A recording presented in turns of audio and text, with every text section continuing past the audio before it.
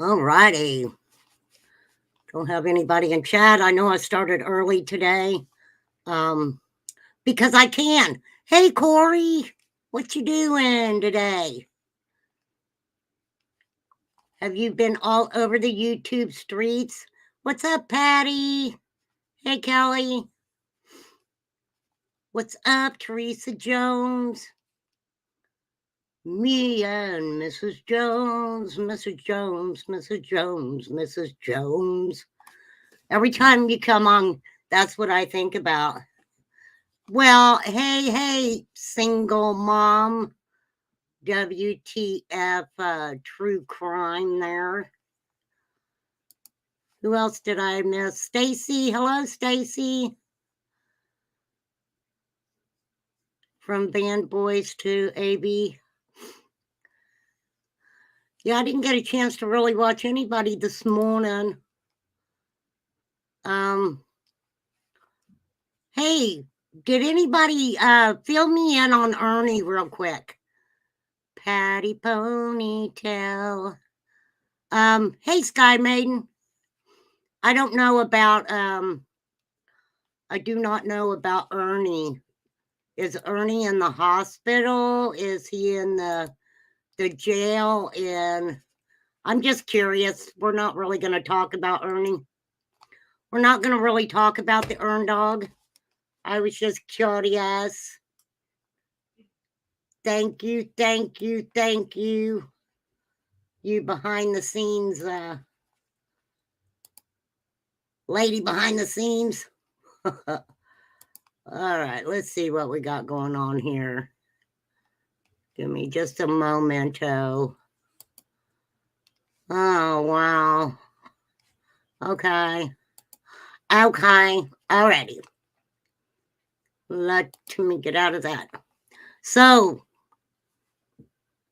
I got something really interesting to show you guys. And it's fresh off the press because this just happened. This just happened this morning. Let's see, Stacy. I don't even want to say your last name. I don't want to butcher it. Are you Italian? Is that Italian? Is that Italian, Stacy? I'm just taking a guess. I am just taking a guess. Okay. Yes, welcome, everybody who's not been in chat before. We run a very smooth chat over here. I'll just give you the rundown on my channel real quick. Okay, welcome to, hey Joanne, welcome to my channel. Okay. I commentate. If you get a little education, that's a thumbs up, right? And opinions and theories with no repercussions. We try to abide by that over here, but we are human beings. I have to remind people of that, right? Then, why do you have question, RC question? You got a question, Teresa? Hey, Katie Ann. There she is. There's who is.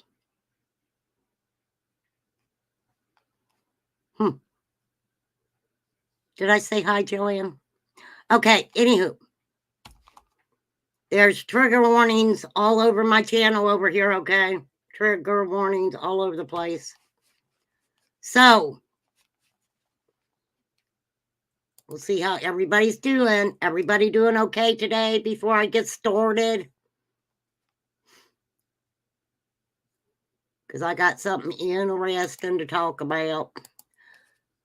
Hey, Karen with the C. Watch out. There's Karen with the C. She's Karen with the C's here. You know, I just like to mess with you.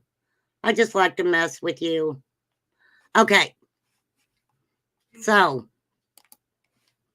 I do not like other people coming into my chat and fighting with people. Okay.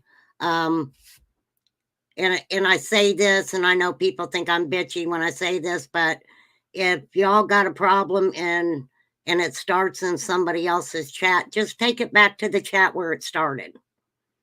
Okay. because that chat is probably going to know more about why y'all are fighting with each other, okay? Because when you bring it over here, I'm like, I don't know why the hell you guys are fighting, you know? Take it at least where they can say, I know all about it. What's up, Colin? What is up, Colin? Okay, you guys, I got some really, this content I'm going to go over is very heartbreaking. There's not a lot of information out about this yet because it just happened this morning.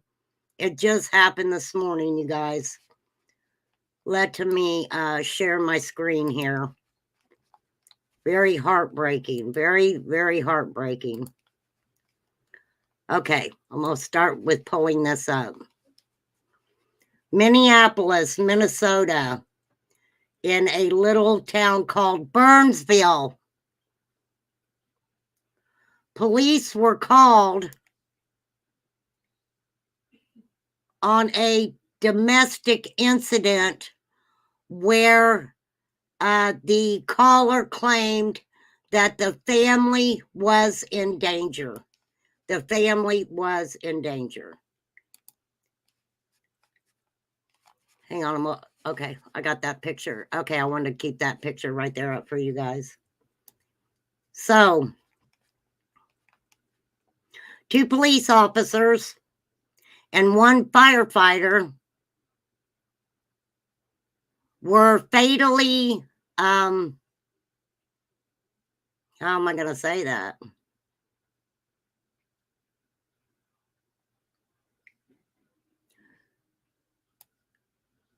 They were fatally shot with a weapon. I'm just going to say it. You guys know I gave you a trigger warning. I'll tell you it's a trigger warning over here. Some of these stories, it's hard to think of other words to use, but the pure fact about it. So they were fatally shot with a weapon as they responded to a domestic related shooting. A domestic related shooting. Where when the 911 call came in, it stated a family was in danger. These people were going to help that family.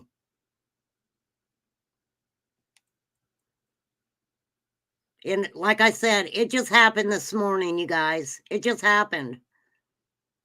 In a statement, Governor Tim Walz and Peggy Flanagan, the lieutenant governor, confirmed the passing away of the individuals. They said other officers were injured in the shooting, though it was unclear how many others were injured or their conditions. That tells you right there that the weapon that was used kind of gives us an idea. Okay. And like I said, I'm still keeping an eye on the press conference.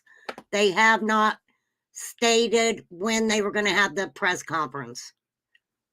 So, hey, Lulu Love.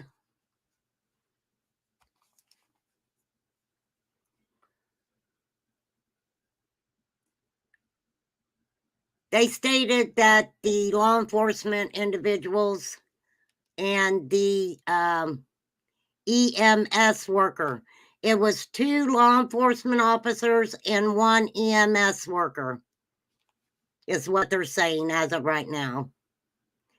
But they were just responding to a domestic related shooting that took place in the city of Burnsville, which is about 16 miles south of Minneapolis. Okay. Now, this is I've got it pulled up on different sites and on Facebook also. So, okay. 2 police officers and a firefighter are unalive, and other officers were injured after responding to a domestic incident Sunday in Burnsville, Minnesota, which is horrible.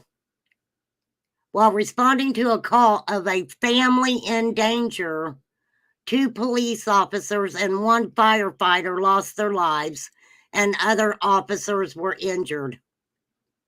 Now, I will say this, they're not really talking about the family, okay?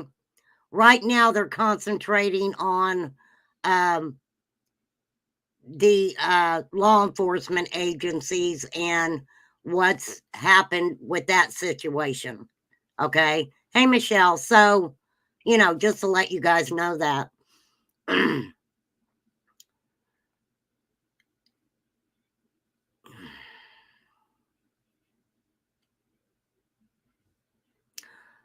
Our hearts are with law enforcement,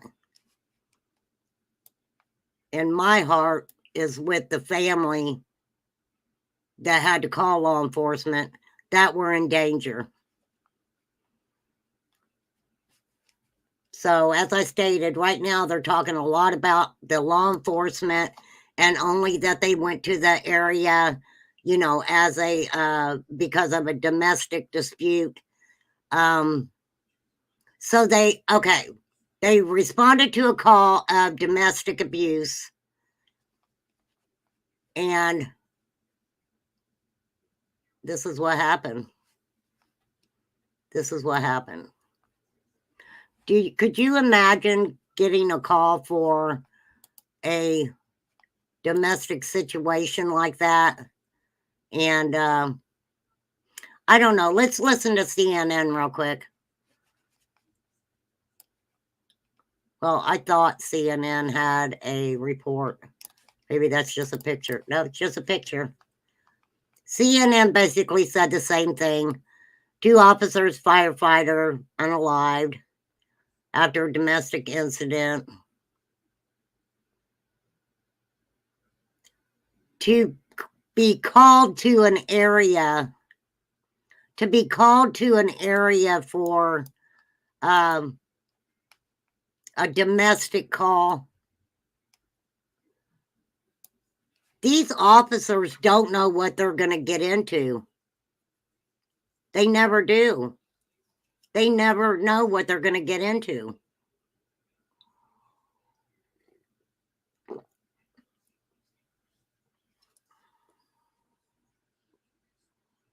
A blue alert for what, Sky Maiden?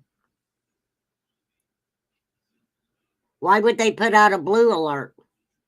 I mean, they're going to fly the flags at half staff, but why would they put out a blue alert?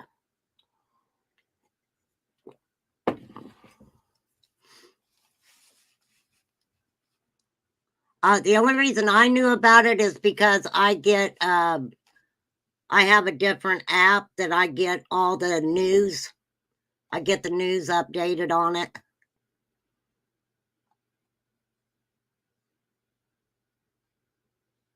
I don't think they did. I don't think they did anything like that yet, Sky Maiden, because it just happened.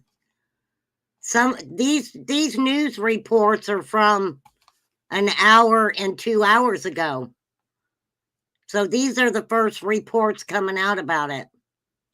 So I don't think they know what's going on right now, right?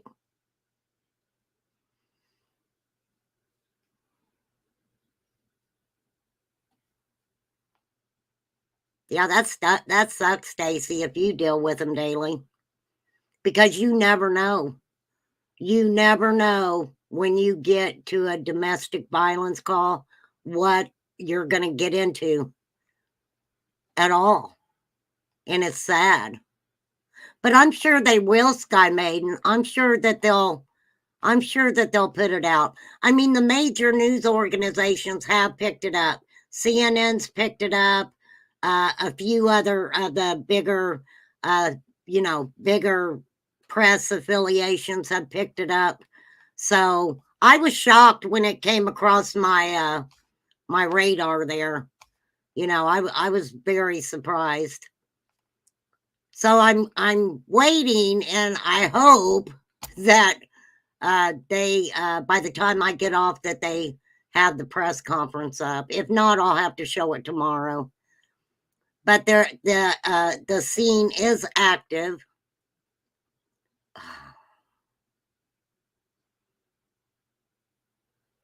Yep, that's all they're saying right now.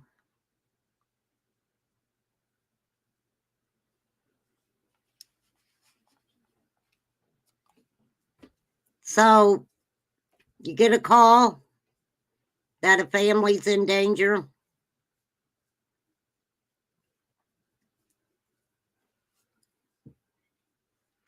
Your phone's too hot. Well, that's because you've probably been on social media all day, wee Scottish mom. That's why. That's why your phone's hot, girl. Hey, that girl. I know. You ain't got to tell me. I already know.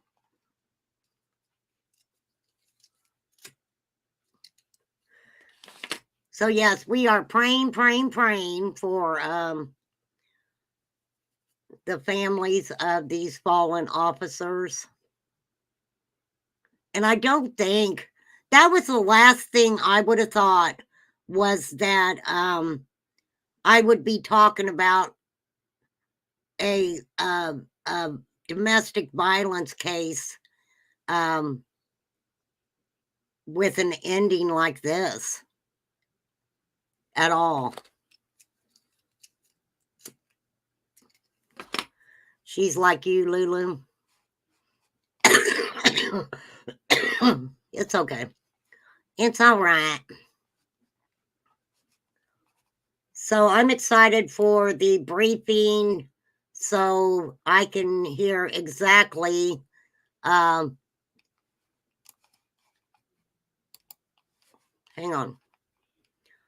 on to your hats.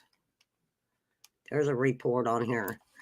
Okay, 3 hours ago. The info is very preliminary right now, but as I share this, at least 2 Burnsville police officers have been slain along with a paramedic. Other officers apparently wounded. I am waiting for the press conference, me too, but please pray for them. And still no press conference. But like I said, right now, the concentration, well, no, it didn't say the family, Katie. It did not, no, it didn't say the family, only police officers. It has not said anything. It's not said anything about the family. That's why I'm waiting on the press conference, because right now they're not even talking about the family that the 911 call was even called about. They're not talking about any of that. All they're talking about right now is these officers that have lost their lives and a firefighter EMS worker. So as of right now, I have to say, I don't know. I don't know. But I think that they would have said, I mean, if they're going to say that the officers lost their lives, if there were any civilians that lost theirs, I'm sure that, you know, I'm sure they would have put that out by now too. But they say that these individuals were doing their job.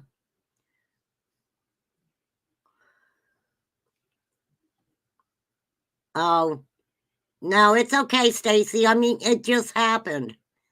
That's what I'm saying. It just happened. It would be in Burnsville, Minnesota,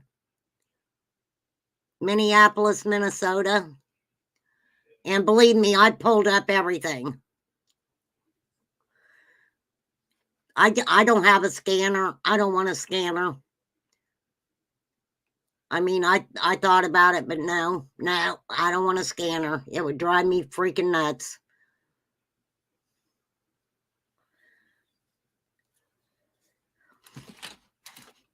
Back in the day, everybody had a scanner. Everybody had a scanner. So it's very heartbreaking. Very heartbreaking. And it's definitely not telling us anything more. So we're definitely going to send prayers out. For real.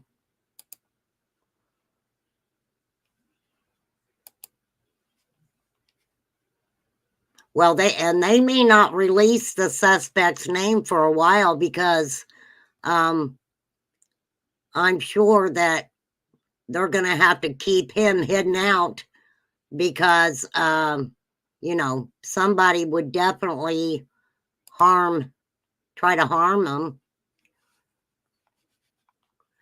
For sure. Sad. Very sad. You're driving home from Detroit? Hey, Miss Chronic.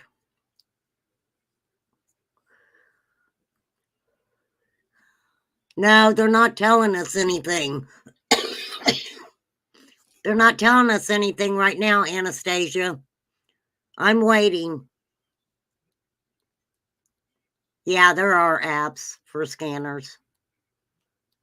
Yeah, there's an app for scanners. There's apps to get EVPs. There's all kinds of apps for all that stuff. For real. For real, for real. Okay. So while we're waiting on that, I'm going to share another story with y'all. Now, this is actually from the UK. Okay? This is from the UK. And this just happened too. This just happened also. Thank you, Miss Chronic. Hey, Exploited, what's up? All right. This is a story that happened this morning. Well, it was updated this morning. It just happened. Let me get it down here for you. This is in Bristol, in the UK. Woman 42 arrested on suspicion of red rumming 3 children. 3 children. A woman has been arrested on suspicion of red rumming 3 children in Sea Mills. They were tragically found unalive inside a house in the early hours of today, February 18th. This just happened too, y'all. This just happened too. At around 12:40 a.m. this morning, police were called over concerns for the welfare of the people inside a house on Blaze Walk in Sea Mills, suburb of Bristol. 3 children were pronounced unalive at the scene. Their cause of death is yet to be confirmed.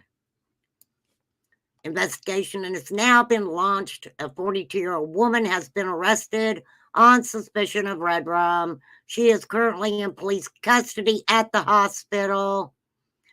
Locals have reported seeing a heavy police presence in Blaze Walk this morning.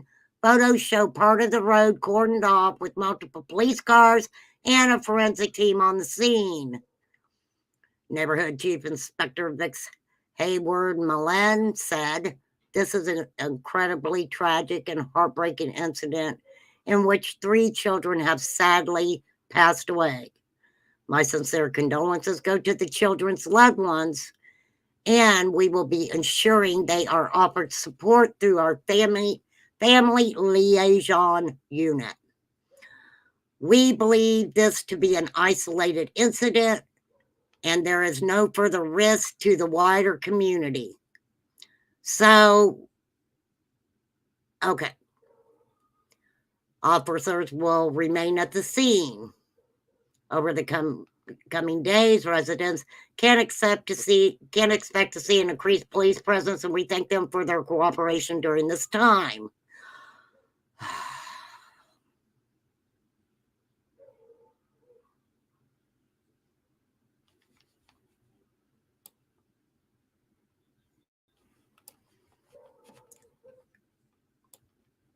I hear the dogs. Now, it does not say if this 42-year-old woman is the mother of these children.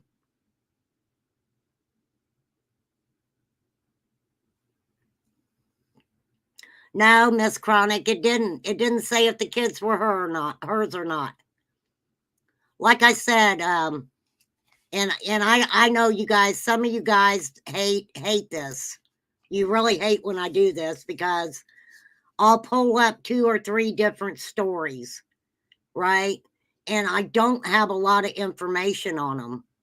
Just like the Stephen Powell, the 19-year-old who took his baby to the hospital, and the infant had a lot of broken bones.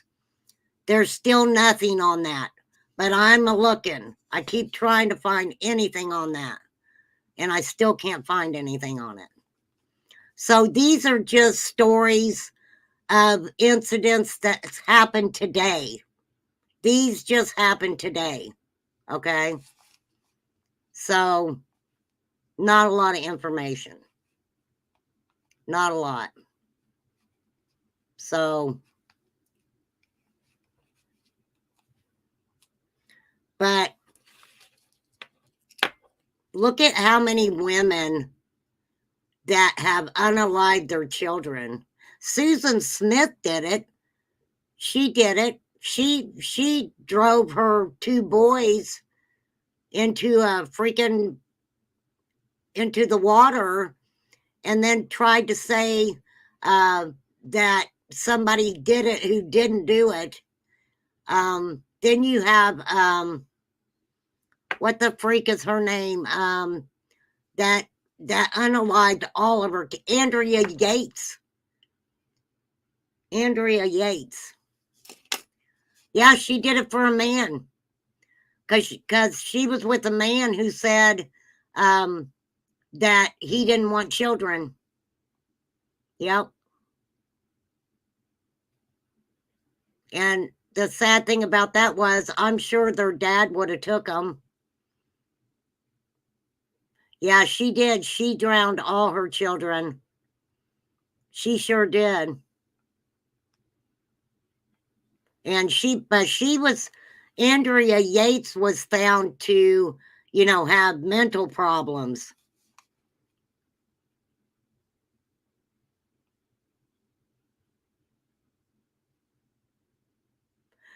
All of them crazy. There's a lot of them that's crazy. Okay, one more, you guys, and then we'll talk about all of them, okay? Now, this story doesn't surprise me at all. This story does not surprise me at all. Mom details pain and guilt after daycare director gave her 2 children and 15 others melatonin without consent.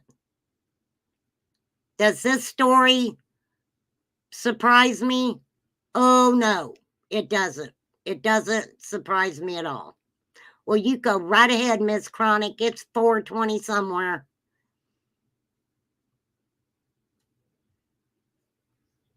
Thank you, Stacy. Come in anytime you want. And I'll tell you why this story doesn't surprise me. A few years back, quite a few years back, there seemed to be an increase in parents giving their children melatonin.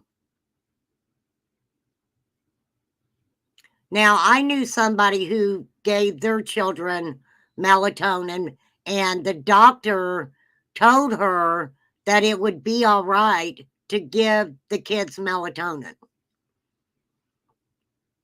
Now, me being me, I'm like, wait a minute. If you start giving them melatonin when they're young to sleep, right? Yeah, Miss Chronic, the pediatricians are saying it's okay. But I guess what I was thinking more of a long term, because if this is just the way I think, if you start giving a child melatonin when they're really, really small, it would seem to me that over the years that they would keep having to have something to sleep, right?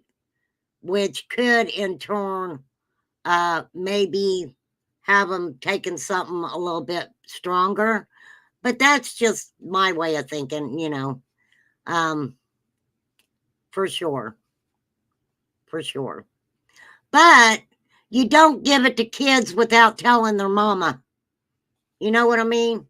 You do not give a drug to a child without the knowledge of the parents.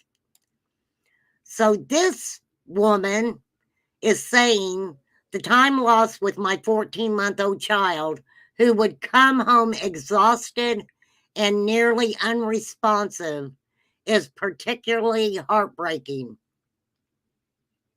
She said she even took her daughter, to the doctor because of the exhaustion. I don't know how much they were giving this kid, but if the kid was acting like that, I would say that they gave him too much. I would say they gave her too much. A former daycare director will serve 6 months in prison after admitting that she gave toddlers melatonin to sleep without the consent of their parents. 6 months? 6 months?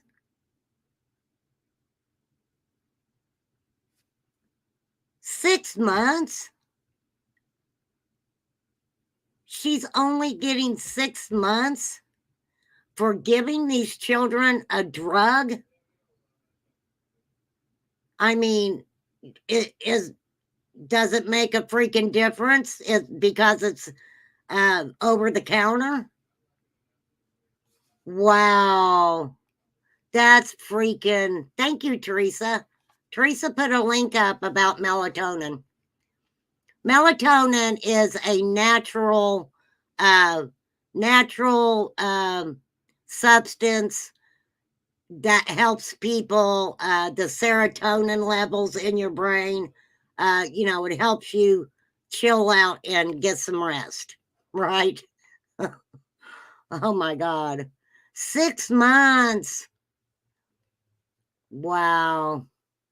Tanya Voris, 53, entered a guilty plea to 11 felony counts of neglect of a dependent and 6 misdemeanor counts of reckless supervision by a child care provider as part of the deal with prosecutors. What? What's up, Brian? What? I'm sorry, what the fuck? 11 felony counts of neglect of a dependent and 6 misdemeanor counts of reckless supervision by a child care provider. And she got 6 months? What is this saying? I got my ruler out. What? Are you kidding me? 6 months? This is crazy. A judge sentenced her to 2 years on the neglect charges and 6 months for reckless supervision. But as part of her plea, 18 months were suspended from that neglect sentence, and the reckless supervision sentence will run concurrent.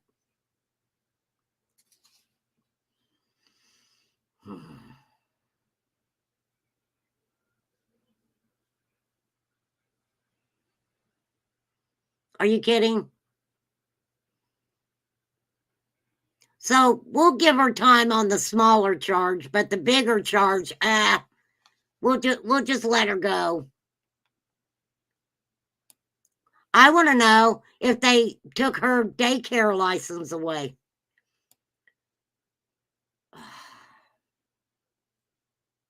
Boris will also serve 18 months probation. 18 months probation.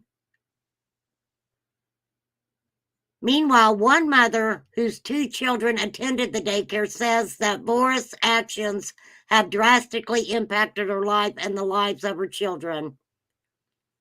The discovery that my children were given melatonin without my knowledge or consent was a shock that has forever changed our lives. Abigail Moistner Hampton tells Inside Edition Digital, the physical and emotional pain that my husband, myself, and my children endured have left a lasting impact on our well-being. The trauma upon my family continues to affect us, and we struggle to find a sense of peace and security.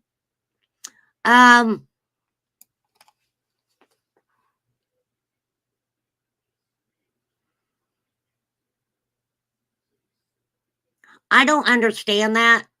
And you guys know when I look at anything, I look at the big picture. But I can see that it would have affected the child. But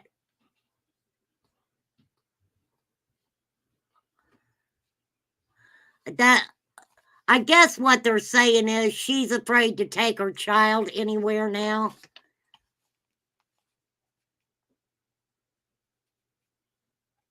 The mother said it impacted her relationship with the 2 younger children. The time lost with my 14-month-old child, who would come home exhausted and nearly unresponsive, is heartbreaking. She took her to a family doctor and expressed concern about her exhaustion.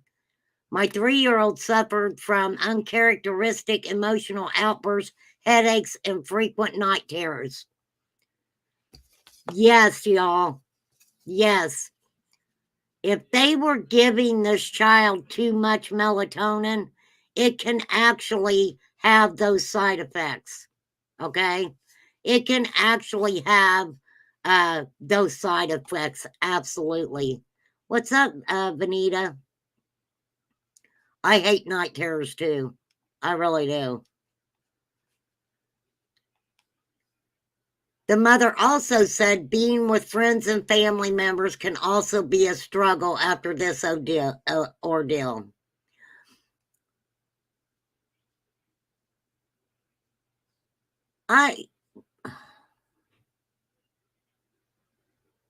That's really sad that this happened, and you're saying that you don't even trust your own family members to keep the children. That is sad. That is sad. You know, I can see where they find it difficult to trust others, but you're losing the trust of your whole family and your friends. Girl Sky Maiden, there's a lot of different medication that can give you night terrors. For real.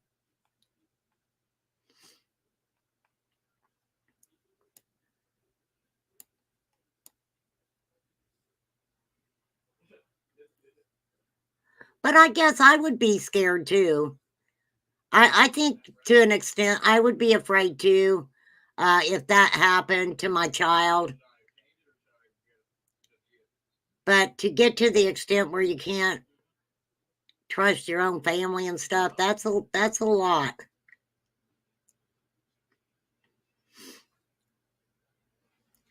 The Cumberland Police Department first learned about Boris's actions in January of last year, after the pastor at the church that ran the daycare told officers he had learned the director was giving the children melatonin gummies.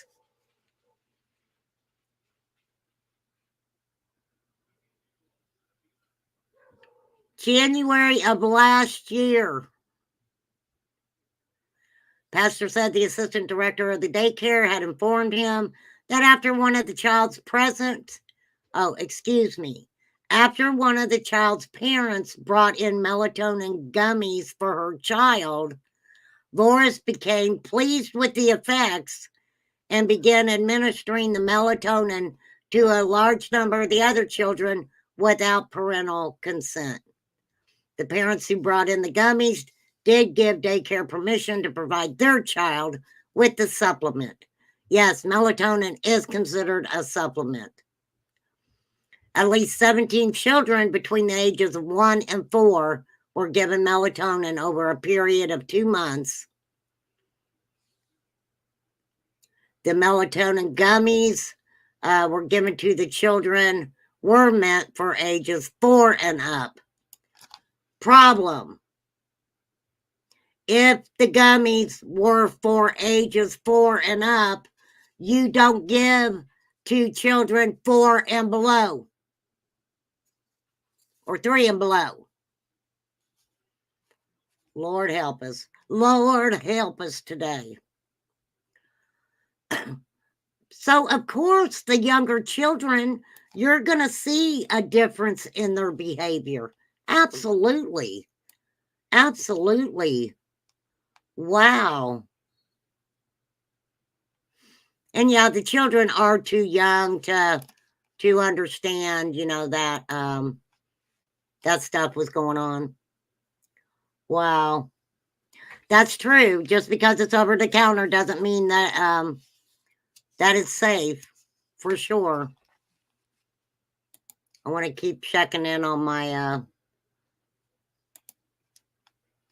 thing here.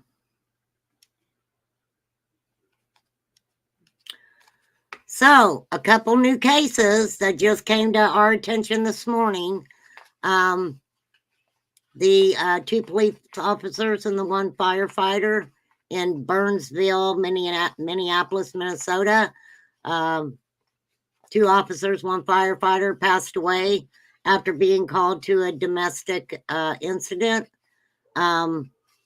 We know nothing else. Nothing. They're not telling us anything yet. So hopefully I'll be able to pull up the press conference and share it with you guys. Maybe if I don't stay on very long and it comes on, I can come back on and show it.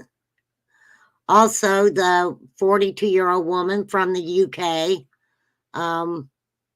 unaliving 3 children. We do not know if that was the children's mother. It does not state that this woman was the 3 children's mother. So we will keep an eye on that. And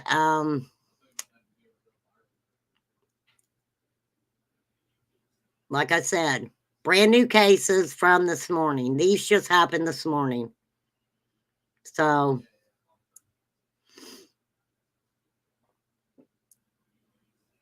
I really didn't watch too much YouTube this weekend.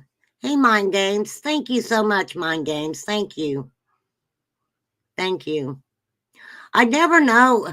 Sometimes I don't know what to talk about because I figured, I don't know. I just hope you guys are interested in some of the stuff that I talk about anyways. I try to talk about different things. It's really hard for me to talk about cases that that a lot of other people are talking about. And I probably shouldn't be like that. I should probably be like, I'm going to cover it anyway because, I have my own way of covering stuff, which is kind of different than everybody else's. But the homeowner of the explosion got out. I don't know what you're talking about.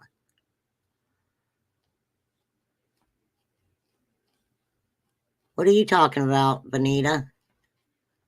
I have not a clue what you're talking about. Didn't know there was an explosion. What's up, Miss Justice? Thank you, Teresa. But I am going to pull up because I said I would.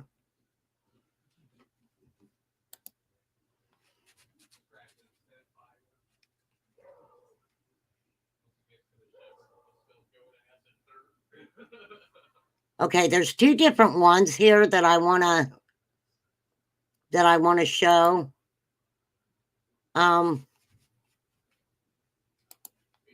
Because I kind of read a little bit about it yesterday, and I just think it's important that we talk about this little girl. Now, I probably won't get into a lot of detail like some of the other channels, okay? I like it. I had a 5th grade teacher. She called it current events. Yeah, current events. Yeah, we did that too. We did that too. We would have to talk about current events.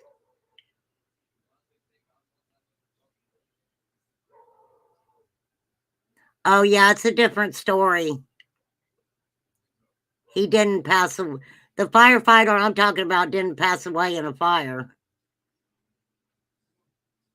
It was 2 police officers from Burnsville, Minneapolis, Minnesota, went on a DV call, and 2 officers and 1 firefighter / EMS had pew-pewed. They all got pew-pewed.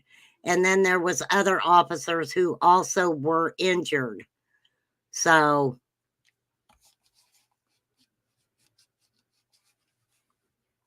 I hope he stays in jail too. Audrey Cunningham missing. Prayer service held Sunday in honor of missing 11-year-old.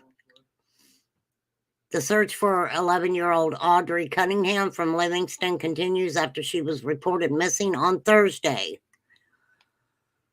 Sherman DeSalle has the latest on the person of interest and suspect. Okay, here we go. Here's a news report.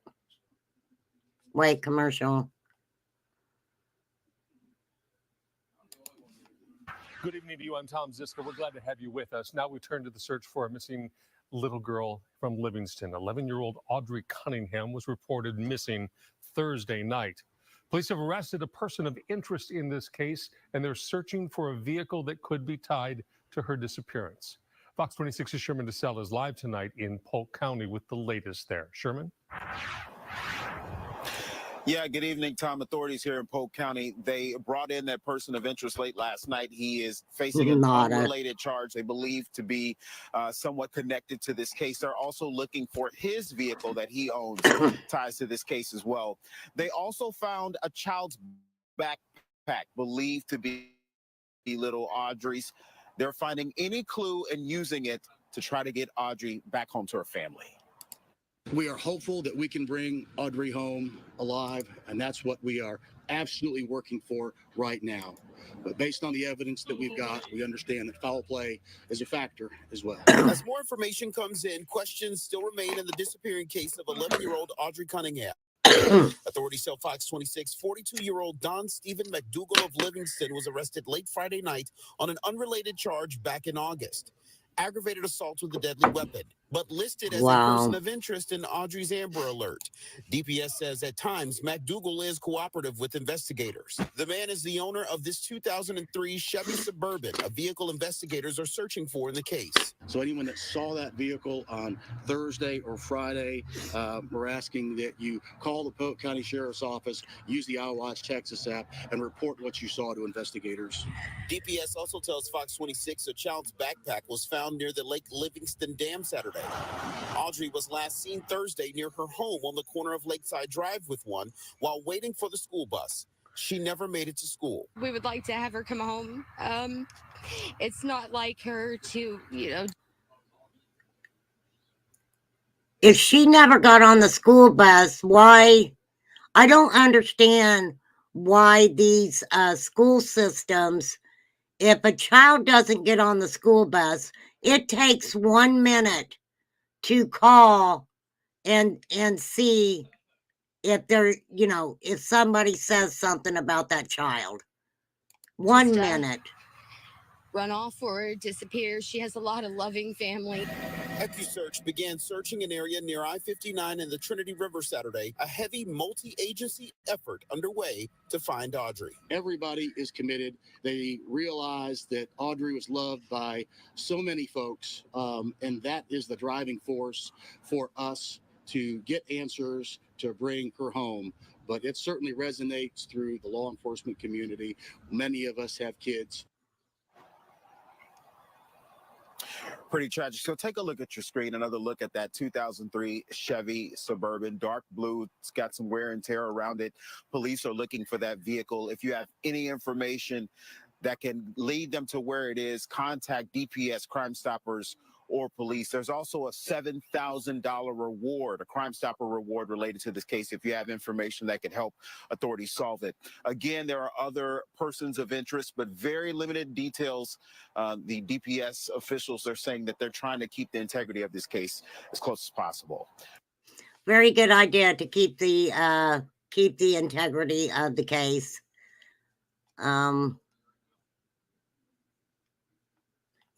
Yes, you're right, Cat Hodgepodge. It is naturally in the brain. Nada. It's not what you're saying. It's the NAZI word. Girl. I got it. Don't worry about it. Nada, you crack me up. Nada's like, ugh. No, you're fine. You're fine, Cats. People said they saw the Suburban on Craigslist the day before, Kelly. You're fine, Nada. You're funny. Yes, but how would they know that that's the Suburban? How would they know that? Corey, you got in trouble on Facebook for saying something about Miss Bly? That's funny. School did not call until 1. They didn't report her missing until 5 or 6. Wow. Yeah. You know, on this case, let me say this, y'all. Please, I hope with this case that people stick with the facts, right? And don't put out a lot of misinformation, and it doesn't turn into a crap show. But okay, why did the school wait until 1 o'clock? But then so the school calls at 1 o'clock and says, hey, your kid's not here. But then they don't report her missing until 5 or 6. Okay. There will be a prayer vigil held on Sunday, February 18th at 12 p.m. in Polk County by the Veterans of Foreign Wars of the United States. This prayer service has been organized in honor of 11-year-old Audrey Cunningham, who has been missing since Thursday.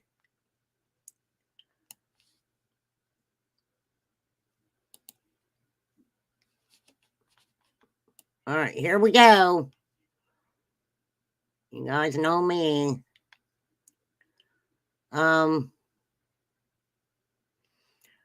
Houston. According to Texas Department of Public Safety, a possible suspect in the disappearance of Audrey Cunningham, 11, has been identified.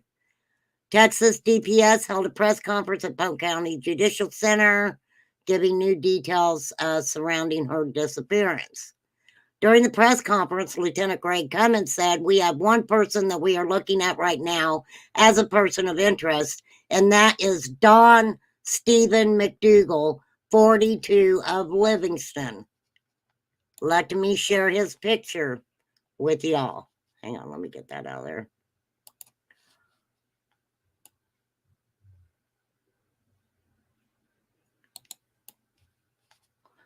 This is Don Stephen McDougal, 42, of Livingston. Lieutenant Cummins said McDougal was arrested on Friday for an unrelated aggravated assault charge. McDougal's SUV was also identified by deputies as the one spotted by witnesses.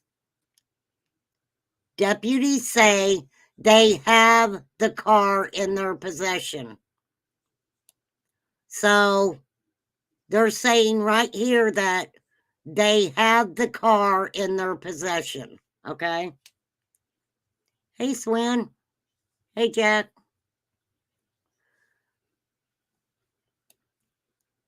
They have the car in their possession. McDougal is reported as the last person to known to be with Cunningham before she disappeared before school on Thursday. According to court records, McDougal has previous offenses going back to 2005, including verbal harassment, reckless driving, theft, and aggravated assault with a deadly weapon. He was even charged with enticing a child in Brazoria County. Mic drop. Mic drop. Island girl. I want to be an island girl. Interesting, right? This guy's been charged with verbal harassment. Does that mean that he would do something to a child? No.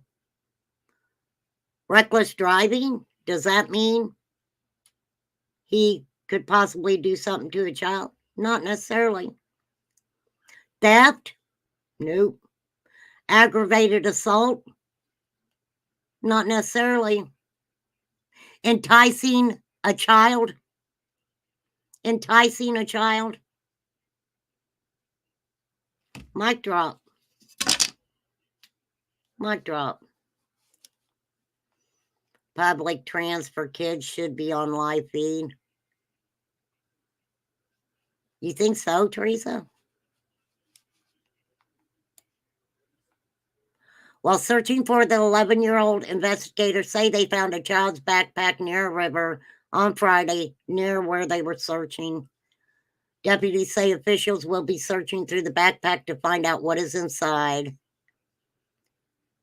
They believe from the evidence gathered that foul play was a factor. All right, let's hear what they have to say about him.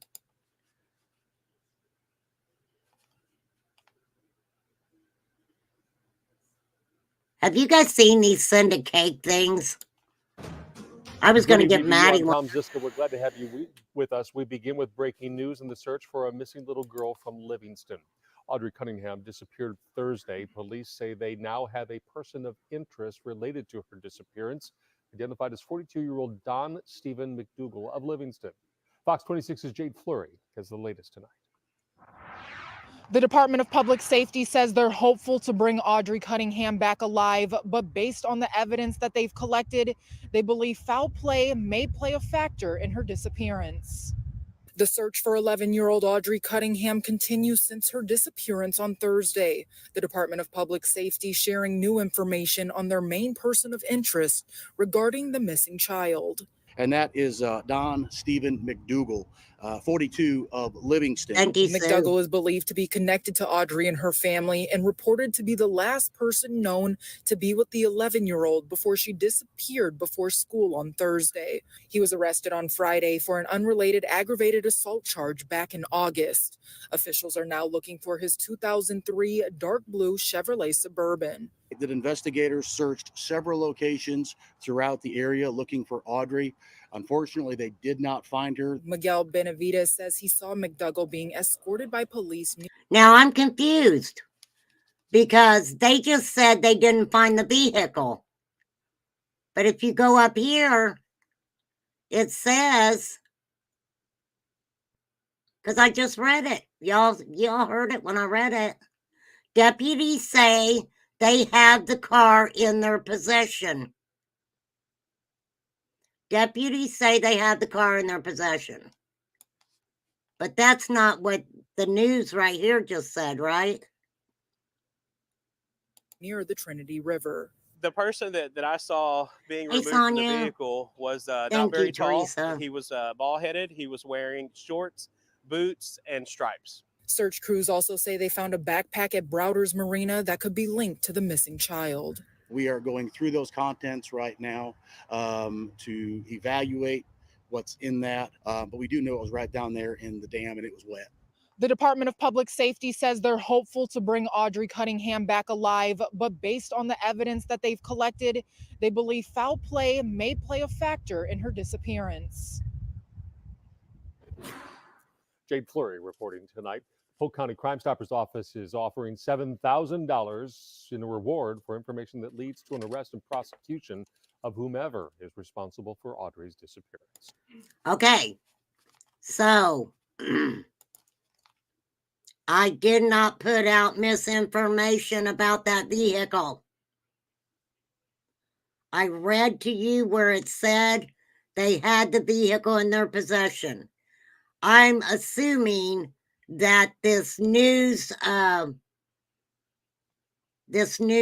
article here or video was before possibly that they had it, that law enforcement had the vehicle in their custody. And that kind of goes to show how even the news can put out misinformation. Even the news can put out misinformation. For real. So, according to a tweet posted Saturday at 7:10 a.m., Texas Department of Public Safety said investigators believe the 2003 dark blue Chevrolet Suburban is a vehicle of interest for the 11-year-old Polk County resident. Now they're asking for anyone who saw his SUV on Thursday or Friday to call the sheriff's department. So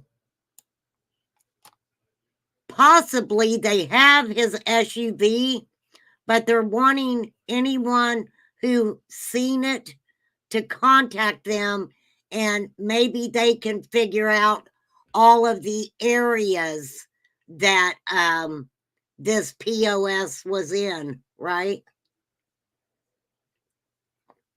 That's the way I'm going to look at it. That they're wanting to see if they can't find out if anybody's seen it in these areas. For reals. $7,000 reward for information.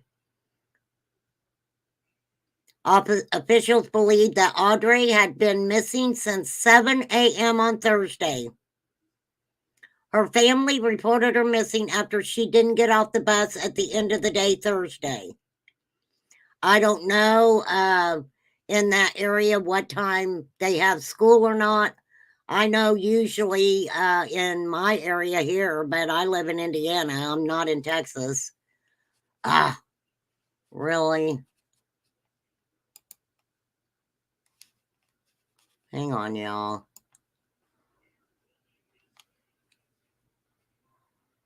Let me find out where I was at. So they think she went missing at 7 a.m. on Thursday, and they didn't report her missing until she got off the bus. So sometimes, I know here, kids don't get off the bus sometimes till 4 o'clock. Right? So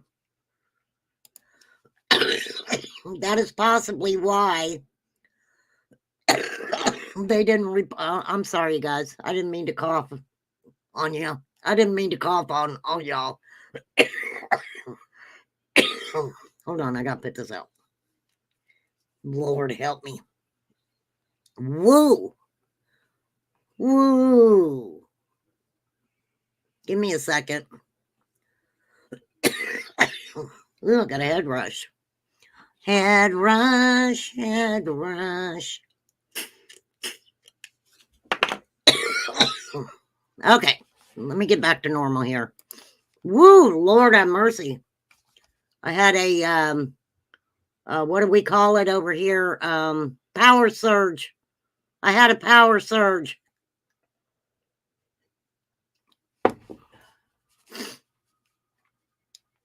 Okay. So she went missing 7 a.m. on Thursday. They reported her missing when she didn't get off the bus, which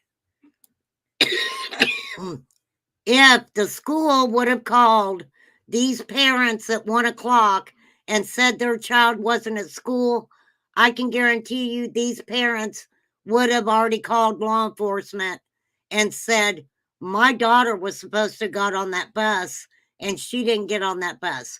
Now, that's one thing that bothers me too, is because even though she was 11, I'm sorry, my granddaughter's 10, and or did she just turn 11? Anyhow, I would make sure that my granddaughter got on that bus. What's up, sassy Brenda? They have his car, but wanting to know if anyone saw his car around. Yeah, thank you, sassy. That's what I kind of took from it, that they were wanting to see,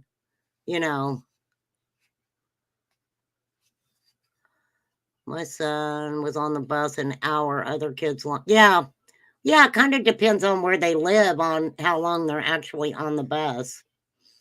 But the mother, Cassie Matthews, said she was a well taken care of child, right?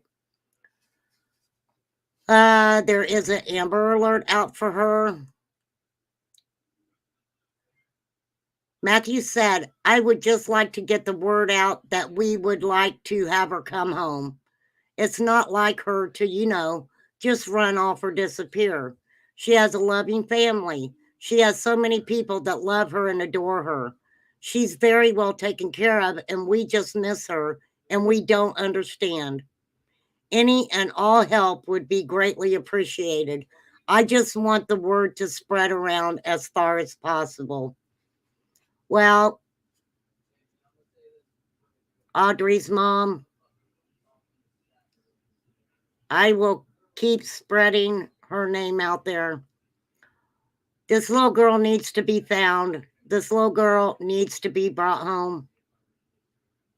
And we do know that the statistics on what happens to a child after a certain period of time is not good. But we're praying.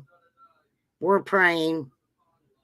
Statistically, we want that proven wrong. Okay. And I will say this. It sure hasn't been 13 days since her daughter went missing for this mother to say, please, please bring our baby home. We want our baby home. We want her found. Didn't take 13 days, did it? If you have any information on where Audrey is, contact the Polk County Sheriff's Office, 936-327-6810, or call 911. I'll say it again. Call the Polk County Sheriff's Office if you have any information on where Audrey is, 936-327-6810, or call 911. We need to get that little girl found. Now, see what I talk about misinformation and how easy it is to put out misinformation and not really mean to? I mean, the way that they had that written in that newspaper article, we could have took that and been like, okay, wait, they don't have the vehicle and this is happening and that's happening. And luckily when I looked at it, I was like, wait a minute, calling this out. And then of course, after thinking about it, they're wanting anybody who has seen his SUV to contact them so that they can find out maybe some of the different areas that he was in at that time. Granny's house. What's up with you? I was watching something this morning. I thought they mentioned your name, but I can't remember what it was. I can't remember, girl.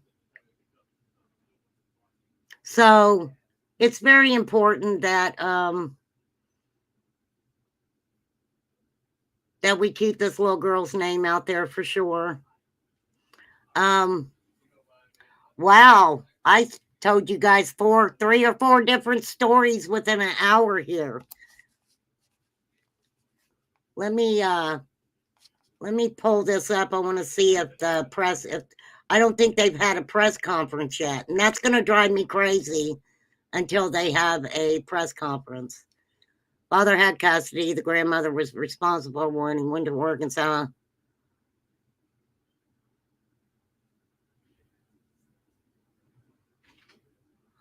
Monsters come into, okay. Okay, Granny's house. Thanks for letting us know that. I bet it feels like shit, right? The sad thing is monsters are freaking everywhere. Monsters are everywhere. Absolutely everywhere. All right, let's see if there's anything else I want to talk about here. Definitely I will be keeping up on those. And like I said, y'all, these are brand new. That stuff just happened this morning. So don't come after me saying, oh, you're talking about stuff you know. No, I don't know all of them. What do you mean, why mention you? What do you mean, why mention you? Oh, I don't know. I can't even remember what I was watching. It could have been you. I was probably watching something you did, your content. I don't remember. I just remember Granny's house. That's all I remember. Nothing big. Nothing big, okay? Who was renting a trailer on their property?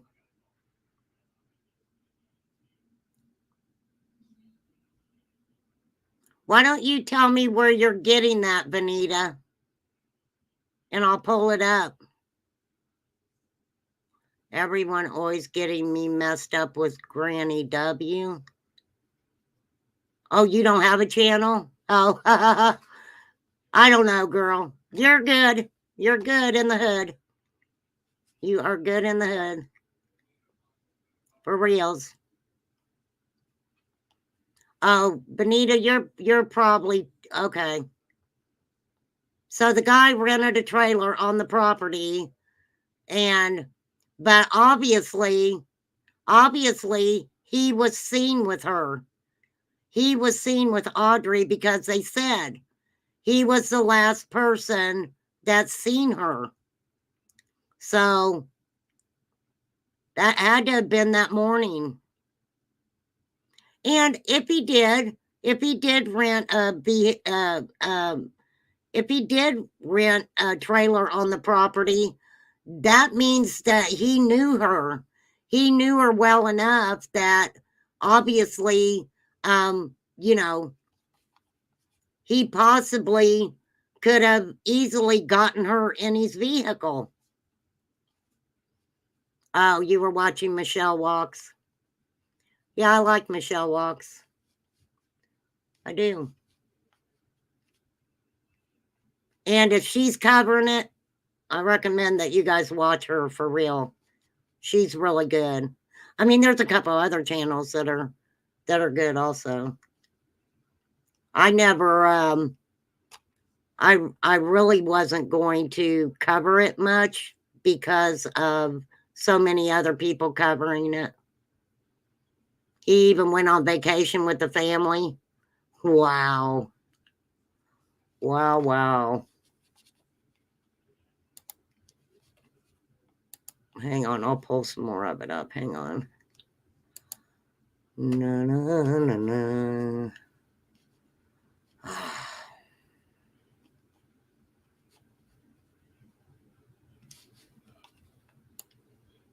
Let me see. All right. All right, this is the press conference. So hang on and well, no, I won't. Wow. That whole page is gone. I wonder why they took that down. News and press conference. Oh, this is Michelle. I don't know if I can use Michelle. I don't know. I guess as long as I give her credit, she maybe won't mind. Hold on.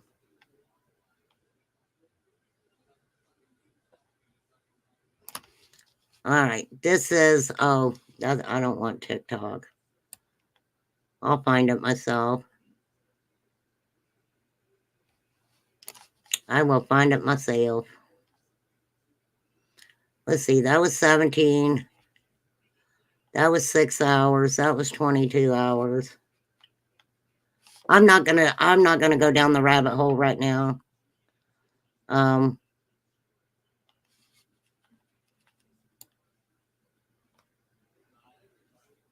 Right there, I had the freaking press conference.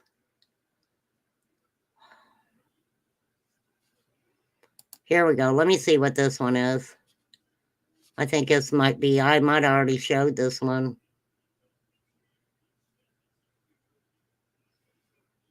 That was 16 hours ago. Let me play this one. Hang on. Welcome to my low budget channel. Poppy. We'll give you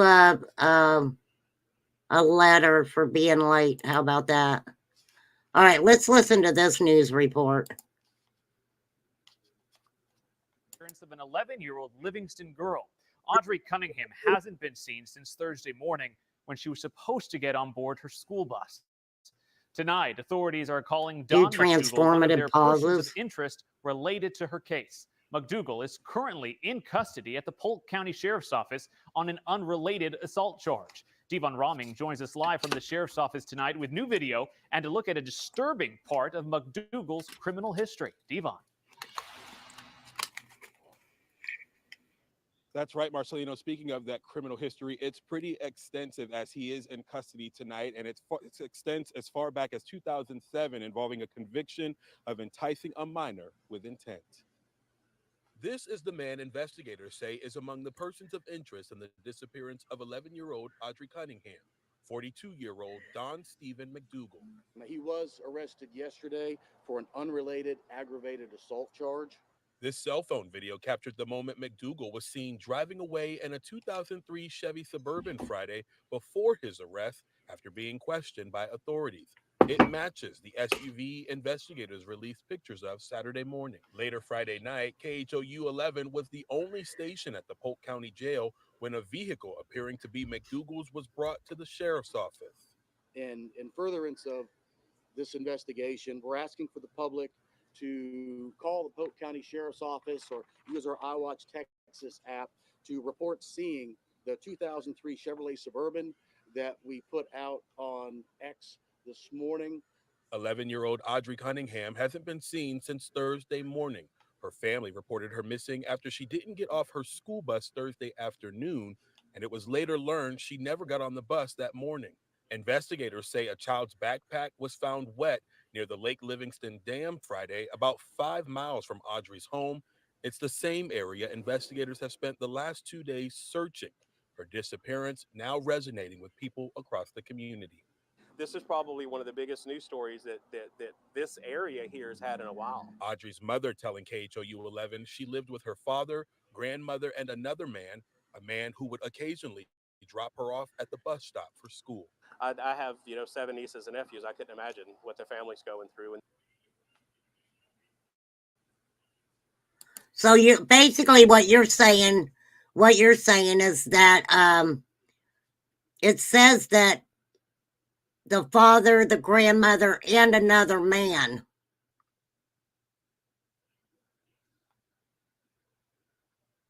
No, that looks like the Suburban. That looks more like the Suburban, Katie. Right? How horribly sad. With breaking new developments in the case of an Okay, I don't want to do that. KHOU channel 11. Thank you for that. Thank you for that update. For real. Okay, wait a minute. Wait.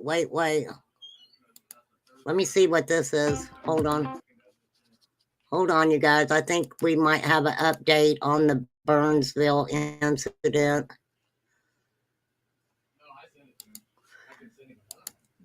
Okay.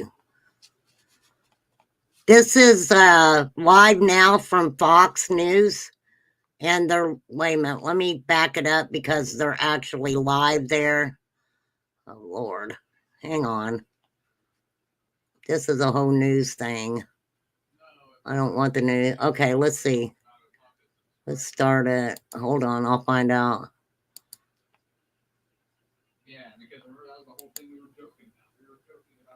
Okay.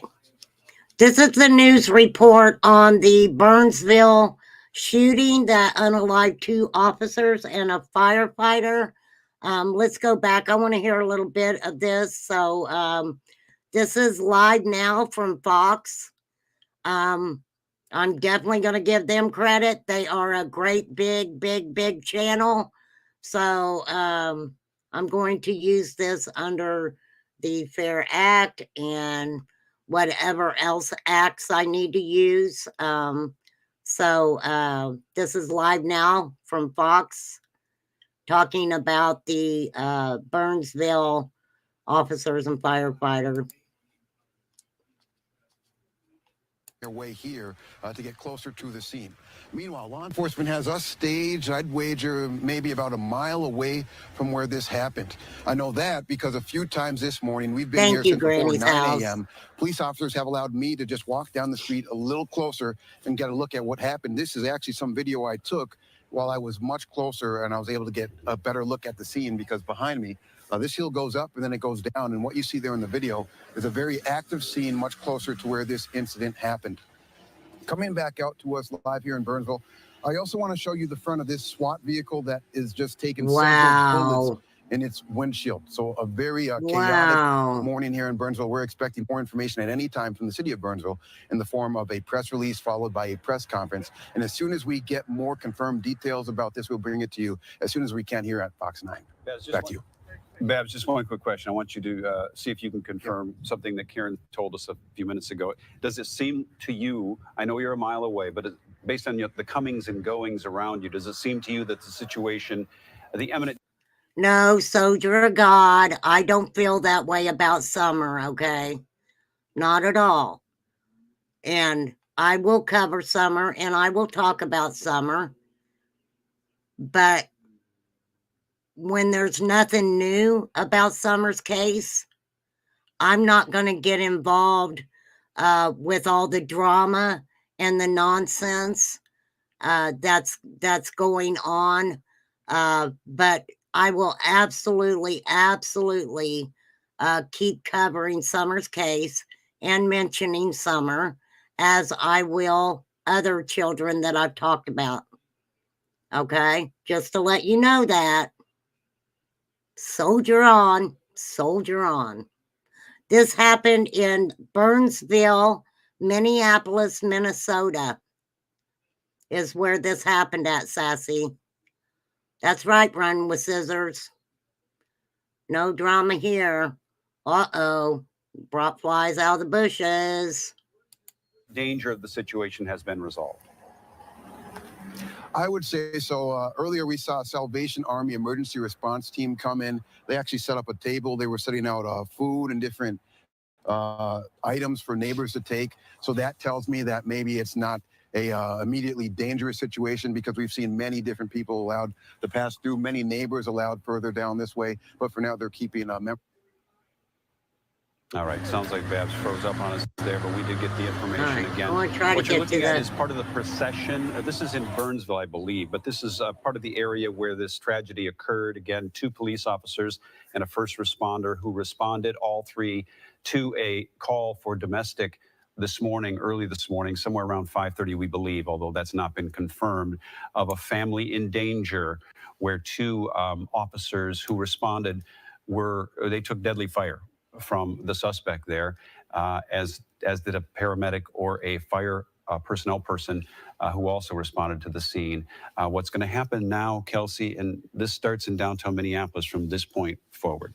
And you can see people, just members of the general public now showing up with American flags, law enforcement flags. You'll see people on the overpasses as this procession begins, as they make their way from HCMC with the bodies of these 3 victims to the medical examiner's office. This is a situation that an entire community, an entire state will feel.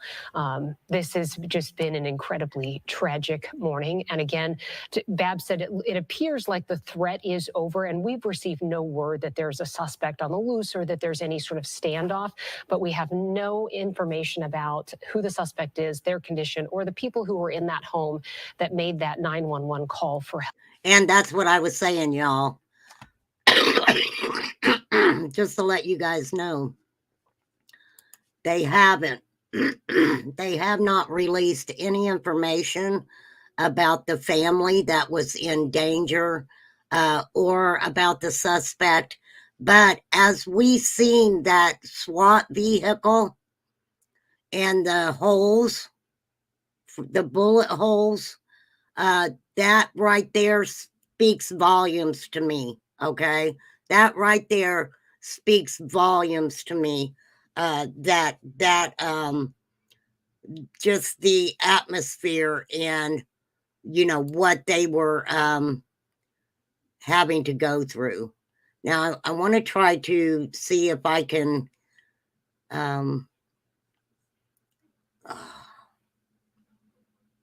want to get another picture here. How horrifying is that? 1, 2, 3, 4, 5, 6, 7. Right there, 7 holes itself. Let's hear this gentleman talking, see what he says. My shucking bedroom oysters window looks out over Burnsville Parkway Miss Chronic. and down Pinehurst Drive, and it sounds like it's about a block away from where it all happened. So I saw a lot of police vehicles and police officers, for the next several hours. Only a block away. Any chance you might have known this family or known anyone in that street? No, just vaguely familiar, just with the neighborhood. Don't know anybody personally in that direction, but it's a wonderful neighborhood. A lot of great friends, and we love you too, Flies. I know you're always around. Miss Chronic, thank you for coming in. I appreciate you. It's always nice to see you. A family nearby that we care a lot about. It's just heartbreaking to hear. You're 40 minutes like from there, Victoria. So seeing this many police officers here this morning, walking past that SWAT vehicle, seeing the bullet holes in the windshield, how do you feel to know all of this happened so close to home for you? It's really scary. Having that happen that close to where you sleep at night is terrible. My kids are actually not at home this weekend, thank God.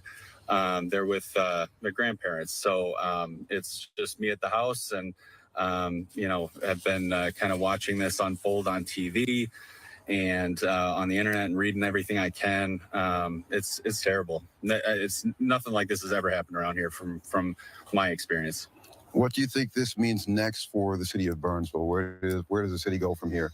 Well, it's a very strong community. From what I've seen on your coverage, I wonder how many children. I wonder how many children were involved. Right? They talk about a family, but they're not saying who was in that family. So we don't know right as this moment. I mean, hopefully I'm I want to find the freaking, I'm going to leave this channel up because it is live. My heart is with those grieving families. Ow, ow, ow. Hey. Sorry, I got a cramp in my leg. I got a cramp. Okay, my heart is with those grieving families. The state of Minnesota stands ready to support in any way we can. This is a tragic loss for our state. How horrible. I'm going to play this for a minute, you guys. I'm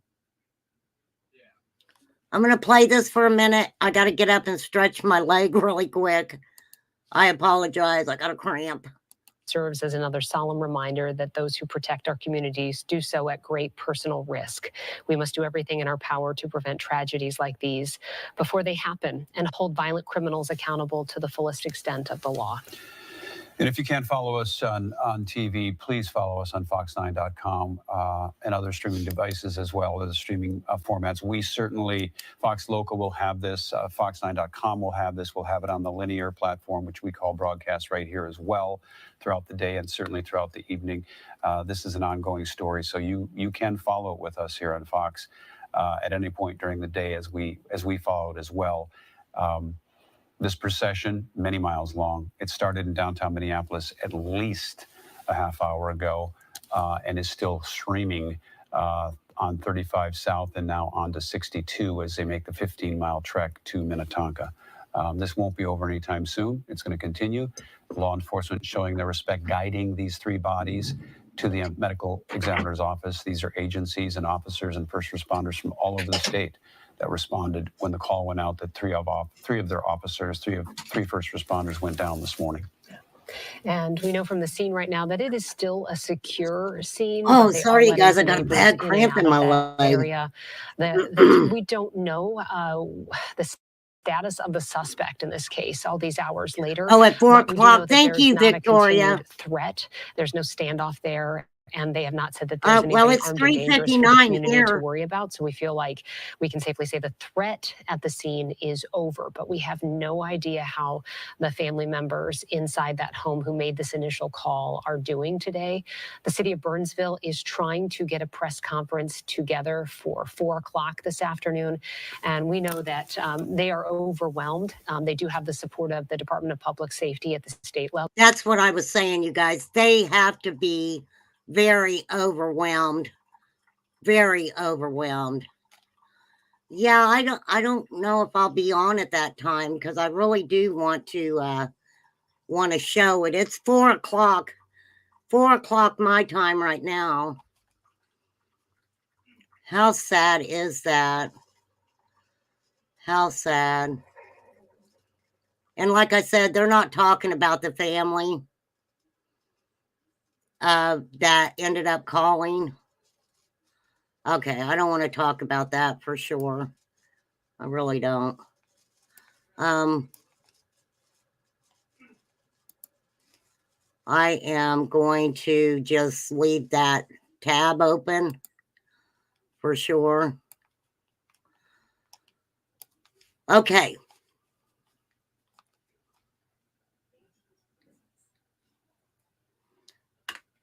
So let's just go back and recoup what I talked about. Okay. So we had the daycare worker that gave children melatonin without permission from their parents, which, like I said, they stated that the milligram of melatonin that in the gummies, okay, there was a parent who took the gummies to the daycare and said, "You have my permission to give my child these gummies for nap time." The gummies that they had were for children 4 years old and above. Okay. One of the problems was this daycare lady was giving children as young as 1, right? 1 to 3 to 4, giving them these gummies, which in turn, I can't even get that word out, in turn caused a young child, a female, this woman's daughter, to have some horrible side effects. One of those side effects being night terrors. And I think somebody in chat was like, night terrors are horrible. And yes, night terrors are horrible. Hey, act right, people. Act right, people. Act right. So,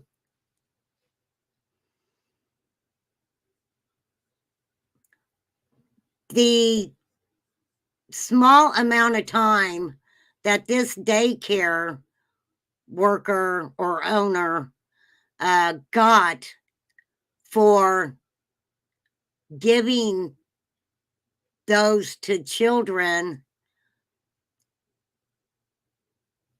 the time she got was small, 6 months.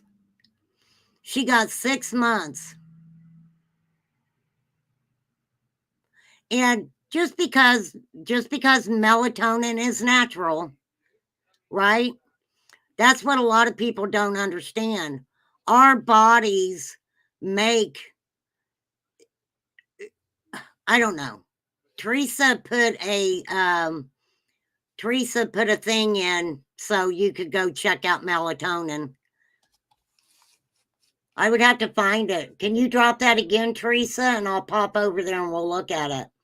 But there's a lot of pediatricians who have told mothers, and fathers, have told parents that it's absolutely okay to give your children melatonin.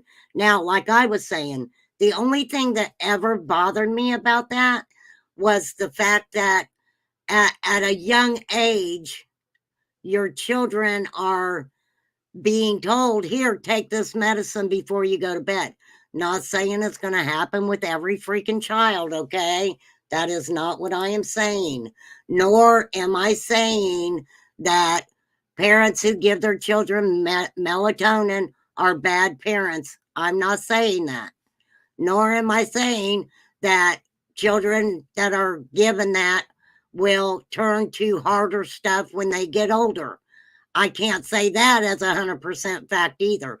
But that is one thing that always crossed my mind when I would hear of children just being given melatonin, not necessarily to sleep at night, but given melatonin just to get them out of the way of their parents. Okay? Now you see where I'm coming from?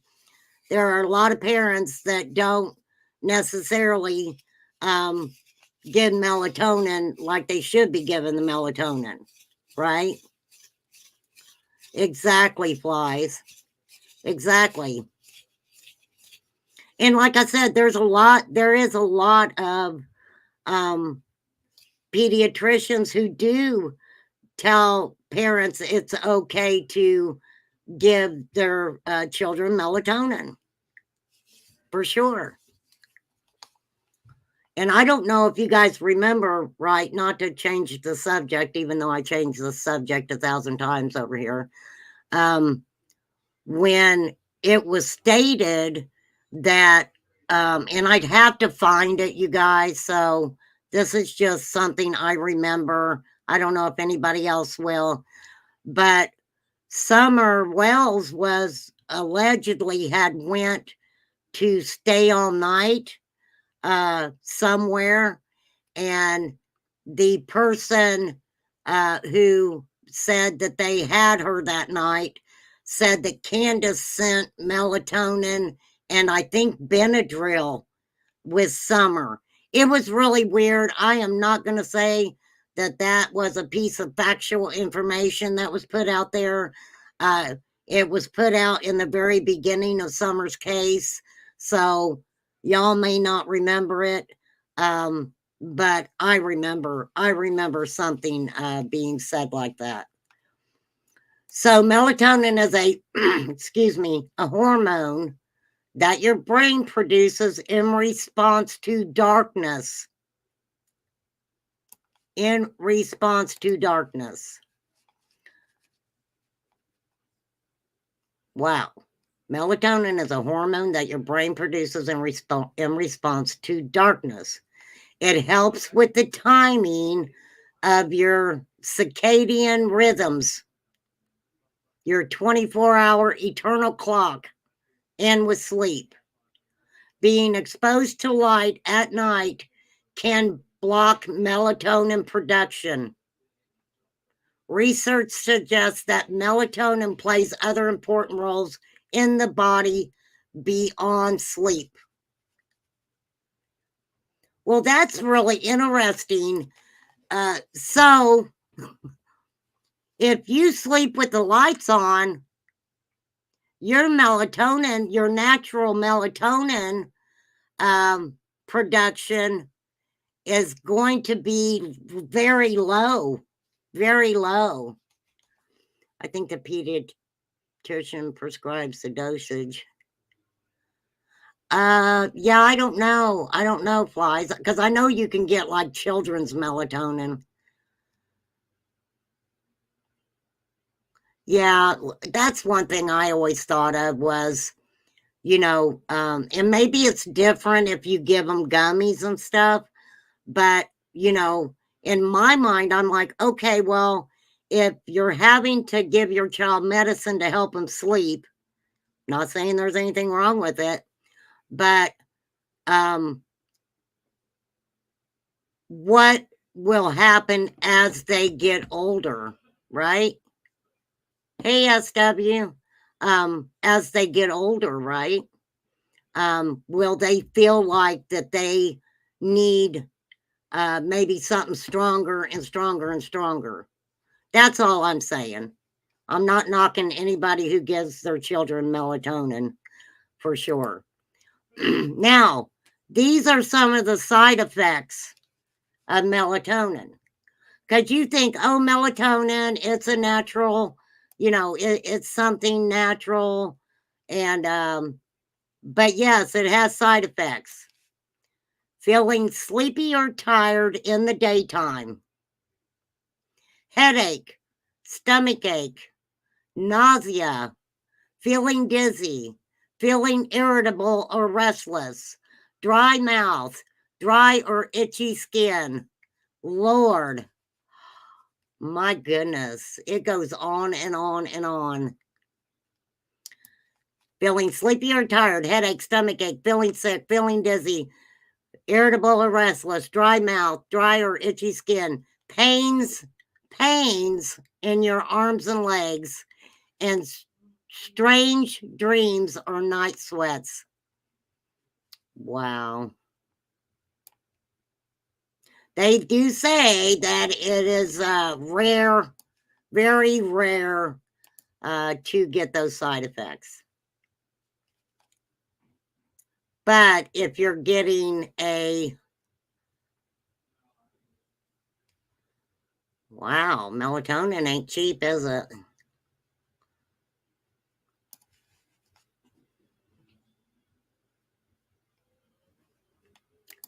Pros and cons. Melatonin may improve sleep, eye health, seasonal depression,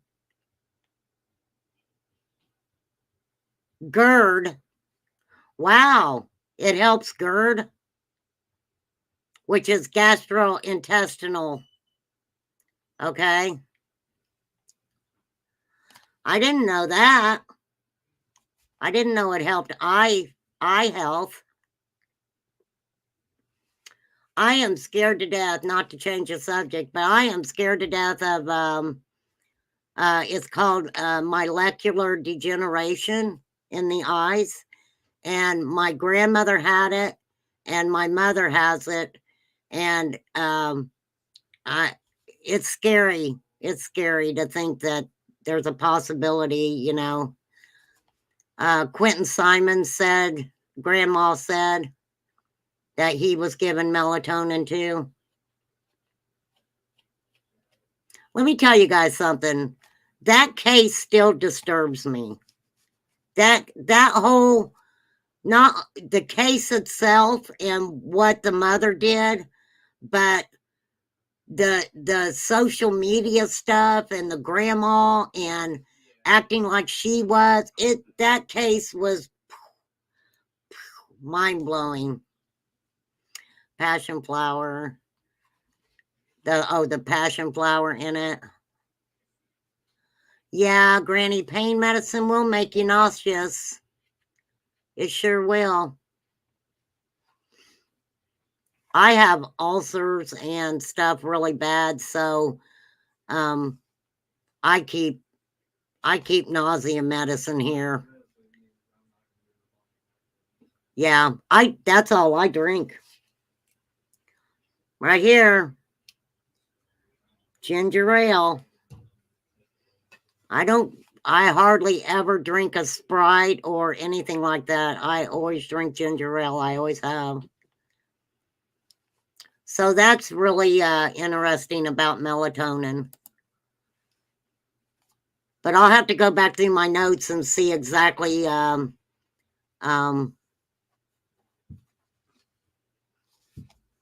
see what's going on with that, right? So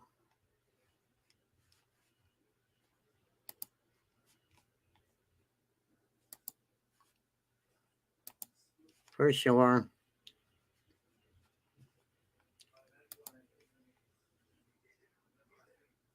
So why are you coming in here? That wasn't your name last time you came in here. Don Sureface Sunday Senior. I can't remember what your name was last time you came in here. But you just went over and changed your name, so I don't care as long as you don't cause any problems. You're more than welcome in here. Don't care what your name is, just be good in this hood. That's all we ask. So, yeah, it was really weird, but I do remember hearing that, and I will find that in my notes to definitely. Oh, yeah, that's right, Flies. That's who it is, Cornbread Mafia. Absolutely. Yeah, I don't care as long as you're okay in my chat. I really don't care. Now, like I said, the where I covered the mother, or not the mother, the individual who unalived 3 children, that was in the UK. That was in Bristol. That was in a place near Bristol in the UK. So I don't want to throw anybody off thinking that happened here. No, it happened in the UK. So, and then what else did I throw on you? Because I can't remember off the top of my head. The Audrey stuff. So, anything else you guys want to discuss? Feel free to let me know right now. Let me know. I'm almost at 2 hours, so.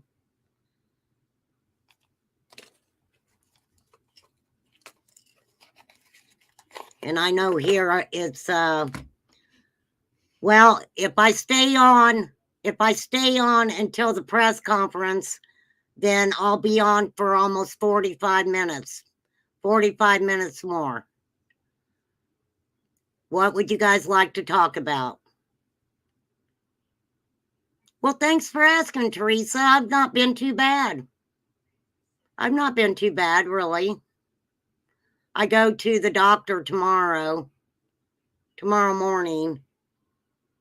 I'm not really excited about that. I will find out, Karen with a C. Thank you for asking. I will find out. Now, I did hear that Billy Joe Billy. Oh, yeah, it's almost 4:20. Almost 4:20. She was selling the house. Was the last thing I heard. I wonder if she's going to send Cher the big poster with Cher's face on it. Okay.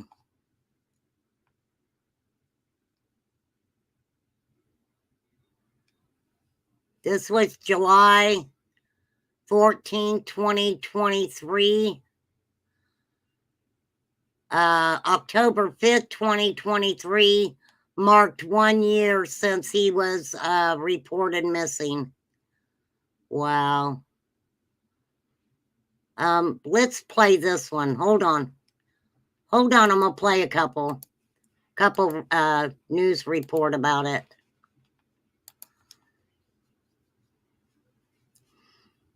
You don't hear anything on your local news? Well, these are kind of older, but we'll just go through a couple of them, see what they say. For real. It's one of our biggest sales of the year, the President's Day sale going on now at LA Waters Furniture and Mattress. LA Waters has hundreds of items in stock throughout the store. And as always, sorry, you guys, free delivery. freaking LA Waters commercial. Furniture and Oh shit, hang on, I messed up.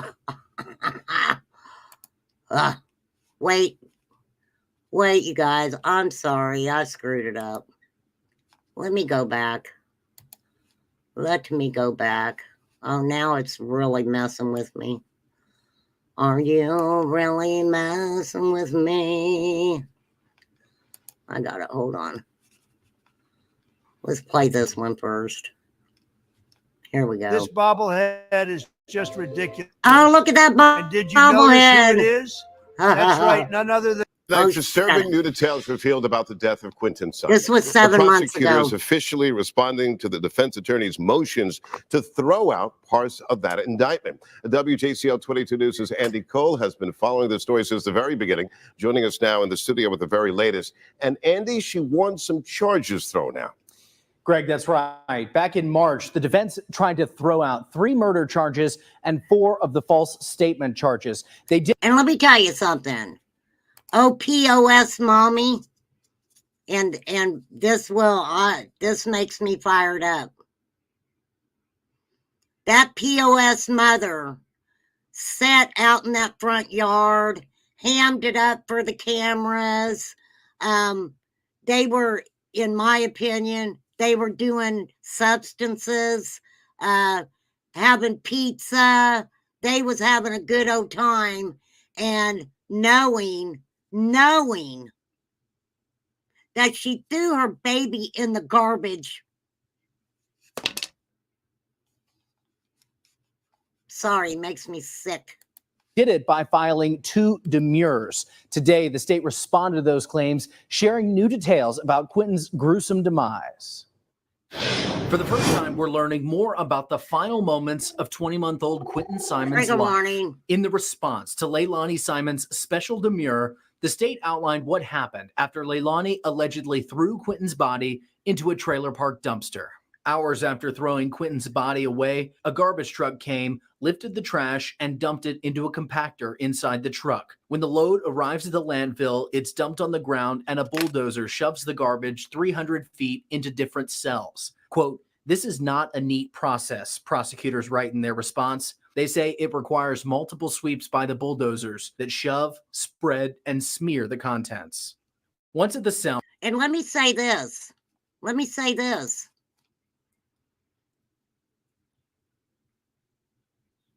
While there were trained specialists lined up to look in that landfill for that little baby, YouTubers were out in front of his grandmother's house acting like fools, in my opinion. Everything that they did while they were out there hanging out at the side of the road did nothing to help find that baby. And guess what? Law enforcement didn't want YouTubers' help. When they found Quentin, they needed to make sure that someone who knew what to do with the evidence, they needed somebody who was a professional law enforcement individual that wouldn't screw it up. I don't know why some of these people on freaking YouTube act like that they're professional detectives. But they do. Yeah, heckling. Oh, yeah. I mean, Dolly Vision even went to jail, right? He even went to jail. It is a miracle they found him. It is.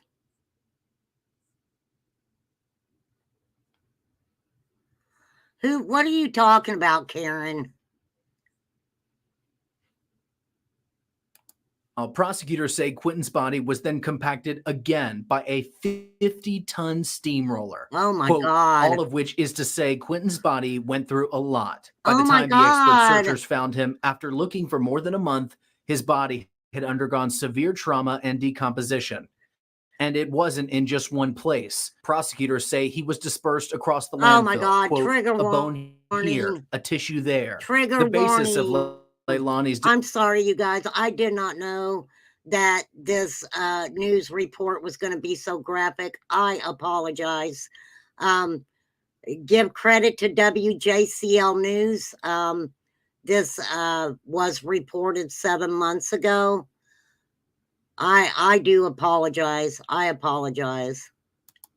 Demur for the murder charges is that the state wasn't specific enough in their indictment, but the state argues that an indictment can only be as specific as the evidence. With his body in pieces, prosecutors admit no cause of death has been determined or likely ever will. Tell me about. So you guys get that, right? You get it, right? So mom throws him in the trash. Mom throws him in the freaking trash. And many, many things happen.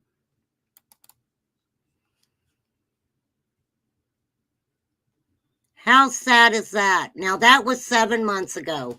So let's just look at the questions and see, has Quentin been found? Yes, we do know that Quentin was found. We do know the status.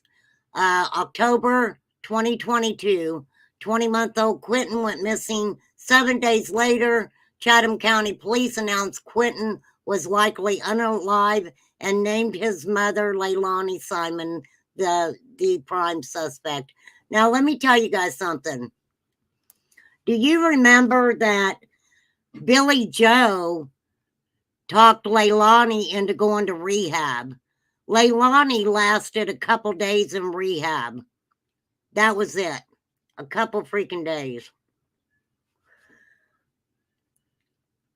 Leilani had 3 children. She had 3 children. She had Quentin.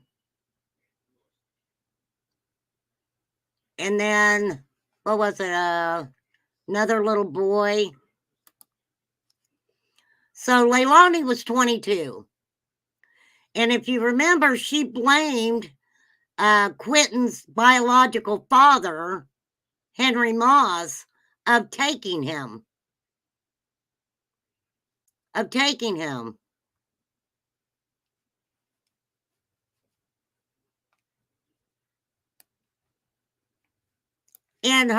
her mother sat right beside her, knowing what she did to her grandson.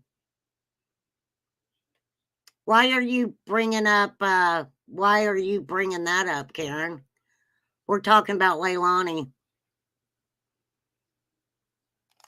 Yeah, they went and ate at a fast food restaurant. Yeah, they went and had seafood.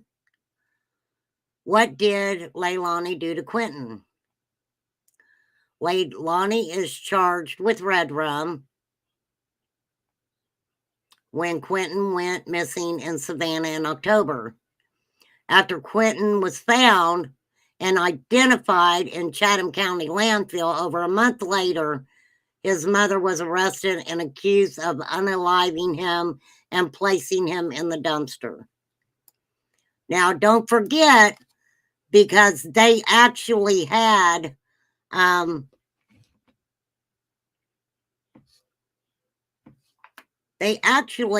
her sitting outside that dumpster.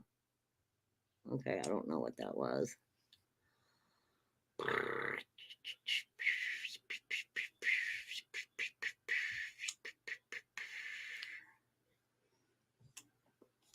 For real.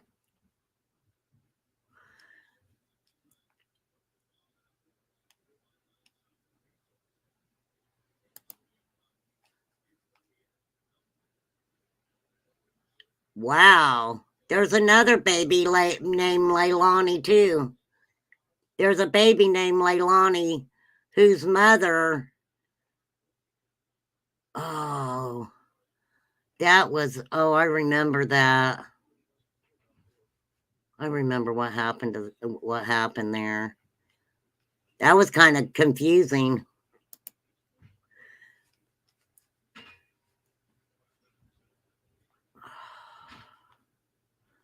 All right. Judge Stokes denied bond, saying that Simon was still considered a flight risk. Leilani waived her right to a formal reading of charges against her and pleaded not guilty.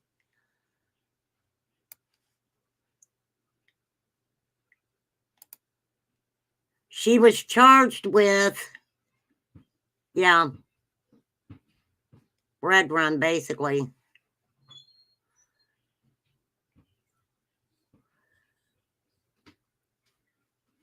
Oh, my goodness. Yeah, when I pulled up Leilani's name, another child's case came up. For real. For real. And it was a little girl named Leilani that went missing, and they assumed that her father had thrown her off a bridge. Oh, let's watch this. This is from October 24th, 2022. Let's here's Leilani and her mommy. Thanks so much for joining us for the news at 6. I'm Dawn Baker. In a WTOC exclusive, Leilani Simon, the mother of missing Chatham County toddler Quentin Simon, is speaking out tonight for the very first time since he was reported missing nearly 3 weeks ago. Chatham County Police and the FBI believe Quentin is dead and are actively searching a local landfill for his remains. Police say Leilani is the only suspect in his disappearance as well as his death. And tonight we have team coverage with our Shay Schrader and investigative reporter Max Dieknight. We begin with Shay, who joins us live outside of the Simon home. Shay, what did she talk to you about? Leilani and I spoke about a number of things, including what she remembers from the morning she first reported Quentin missing to what life has been like as the days have gone on, still with no sign of Quentin. I talked to Leilani as well as her mother, Billy Howell, who were both just distraught over Quentin's disappearance. They say they've been harassed in the days and weeks since Quentin disappeared, but Leilani wants everybody to know that she's not running away. I'm here. I've been here every day since this. I am not running and I'm not hiding. And if something does come up that I am at fault, I will take myself to that police station. Liar! Liar! She didn't take herself to the police station. Billy took her. Billy Joe took her. For real.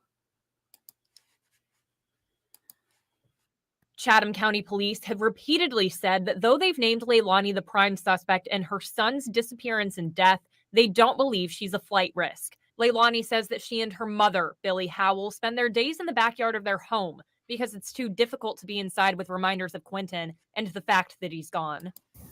That's bullshit. That's bullcrap. They were hanging out front, having a good time out front.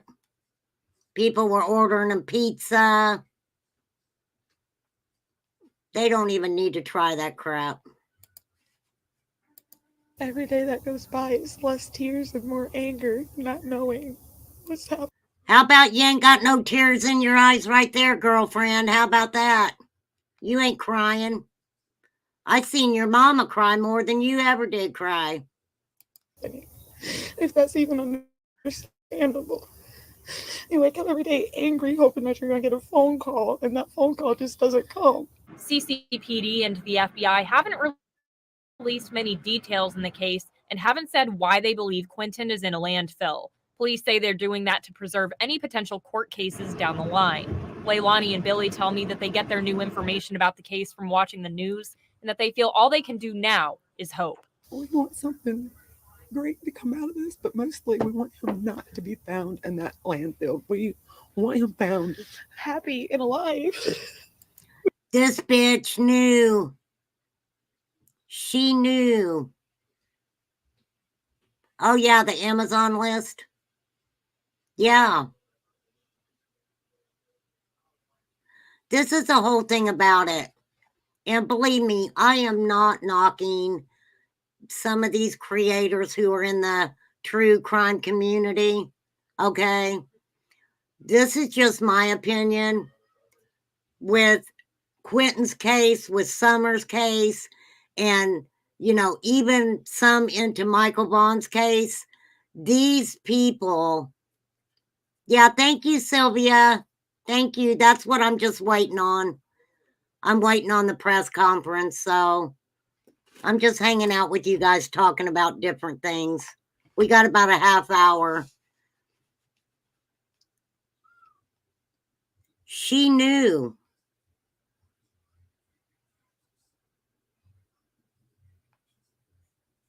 It's We got him horrible. back in our arms, holding us. That's what we want. We just hoping that. From my understanding, she harmed him. She harmed him. She was not nice to Quinton at all. At all.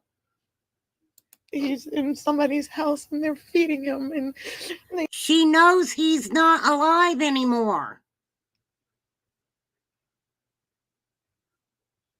And she's sitting there saying, "You've been in the bushes." Well, thanks for coming in, Sylvia. we're hoping that, you know, maybe they wanted a baby or couldn't have a baby. Maybe they thought they were his savior. But it's not. Wow. I haven't watched a lot of these for a long time.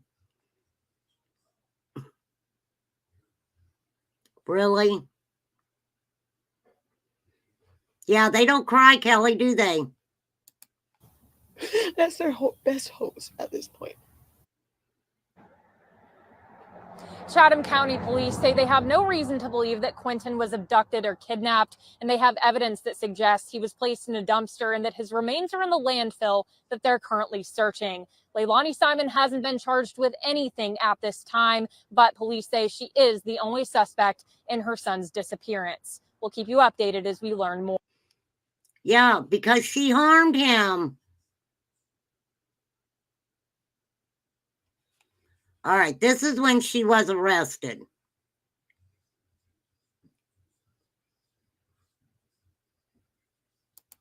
This is when she was arrested.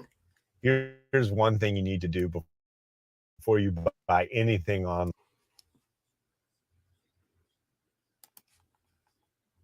Announcing the arrest of Quinton Simon's mother, Leilani Simon, and charging her with murder. The Chatham County Police Department held a media conference less than an hour ago. Our Olivia Wild joins us now live from the Chatham County Police Department. Olivia, what more can you tell us?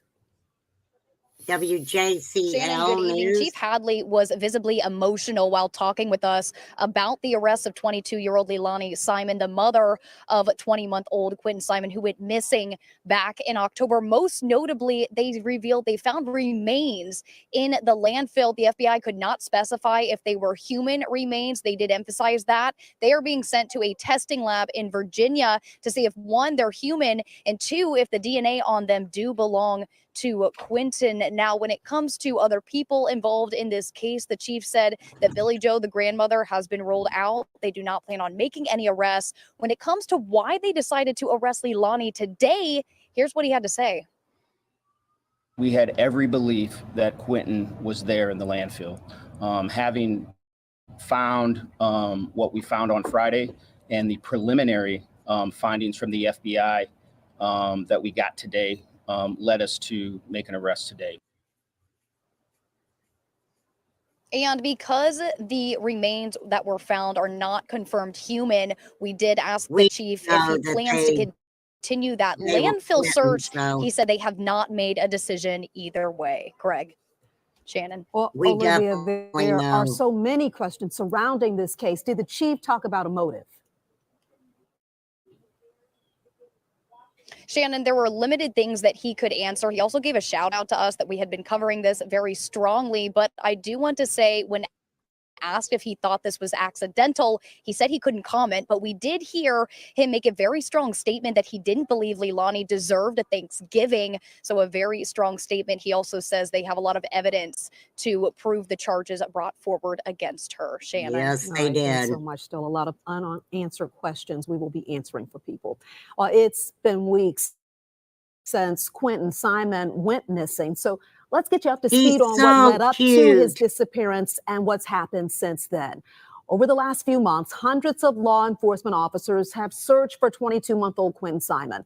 October 5th is when Quentin was first reported missing. 5 days later, police said there could be a criminal element to the case. Now, in the days after, FBI agents and investigators canvassed his home, even now, what if I can remember, because I'm having to go back a ways here. If I can remember right, and I can't put this out as fact because I apologize. It's been a long time since I've looked into this case. That it was stated that Leilani had been doing substances and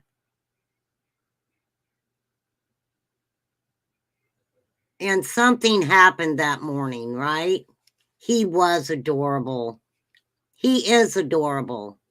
He's adorable. The backyard pool. On October 12th, Chatham County Police named Leilani Simon as the prime suspect, but didn't arrest her until today. On October 18th, FBI experts started searching the landfill. Police said they believe someone threw Quentin into a dumpster. And for more information on the Quentin Simon case, we've made all right. This is 19 count. 20,000 children in the middle of New York City without anybody. I was going to get this app.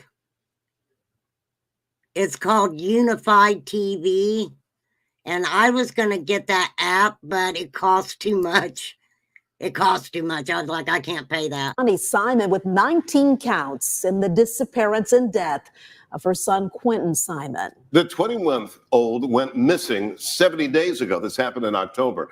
And our Andy Cole takes us through the evidence prosecutors say points to his mother as the accused killer. On Wednesday, Chatham County's District Attorney, Shalina Cook-Jones, announced a grand jury indicted 23-year-old Leilani Simon on 19 different counts for the death of her toddler son, Quentin Simon. These are the cases that keep us up at night. These are the cases that deserve justice. The 8-page indictment says that on October 5th, the day Quentin was reported missing, Leilani Simon intentionally beat little Quentin with an object. Trigger warning, trigger warning. Yeah, the pool allegedly had a bunch of green funk on the top of it and everything else. So I don't think it was the issue of draining the pool. because I don't think you could really, the water was really nasty from what I remember. Your internet just went out, Patty? Ultimately killing him.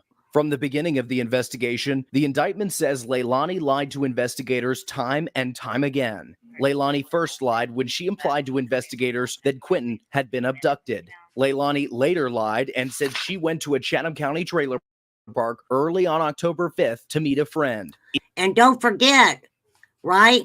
What Leilani was saying was that at some time in the early morning hours, that the door was open, that back door was open. And then she talked about going to that trailer park to hook up with somebody that when he was checked into, or I can't remember, he or she, their record wasn't that great either. In the indictment, Leilani did admit to dumping something at the trailer park, but she lied and said she was throwing away household garbage. According to the indictment, she actually threw Quentin's body into one of these dumpsters, just like trash. Court documents say Leilani told investigators she doesn't remember that. 23-year-old Simon tried to blame her then-boyfriend Daniel Youngkin. The indictment says she lied, saying Daniel left their Buckholter Road home that October morning. Just a day before Quentin was allegedly killed, the indictment says Leilani met with her drug dealer. She told investigators she was paying off a drug debt, but that too was a lie. According to the indictment, she later lied about being high on an unidentified drug on October 4th, just hours before Quentin's death. Wow. District Attorney Cook Jones is confident in the charges because of the tireless work of local and federal investigators. These men and women worked very long hours, turning shifts for 6 weeks straight, working tirelessly and would not quit until Quentin's body was found. Were it not for their tireless efforts, we would not have been able to take the first step on the long road to justice. And let me tell you guys something. They are very, very fortunate that they found him. Like it said, what I showed, excuse me, when they talked about what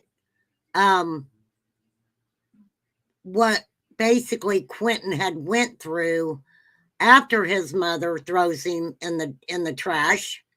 Then he gets to the landfill, and there's all these heavy loader equipment, right?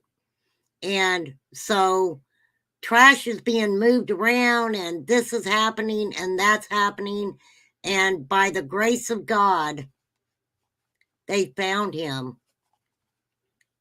They found him. As we have today.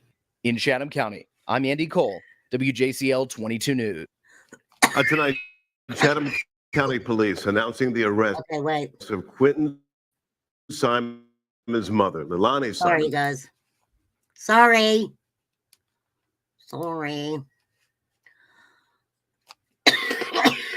How devastating. How devastating. All right, we got 15 minutes. I'm not going to pull anything new up. I will ask the question, though, that initially was asked. When... Okay, wait.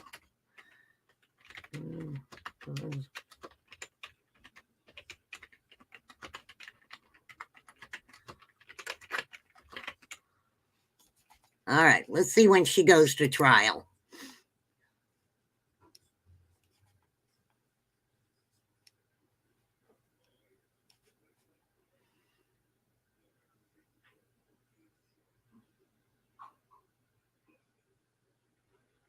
Okay, I've got a July 21st. I think that's the last 14th, 20, July 21st. Let me see what it says. July 21st. Judge does not make ruling yet on motions filed in Leilani Simon's case. Judge Tammy Stokes did not decide on any of the defense's 3 motions discussed Friday in court. Those motions revolved around Leilani Simon's journals, throwing out false statements made to law enforcement, and the red rum charges. When Leilani Simon came in the courtroom, she had her hair down, she wore glasses, was in jail attire with a mask covering her face. 2 of the motions discussed concern Leilani's 19-count indictment. It says Leilani faces more than a dozen counts of making false statements to police, and the defense didn't agree with 4 of them. Well, you know what? If she made more than a dozen and they just don't agree with 4 of them, that tells you something right there. The defense argued she can't be charged without lying about if and where she may have thrown Quentin's body away or whether she was under the influence.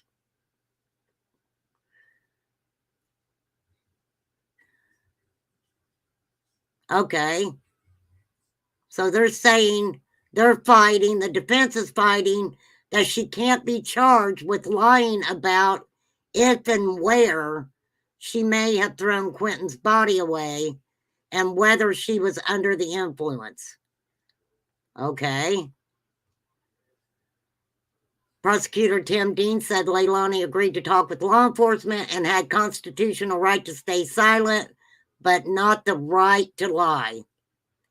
In a separate motion, the defense claimed the counts of felony and malice red rum are not detailed enough because prosecutors say they don't know Quentin's cause of passing.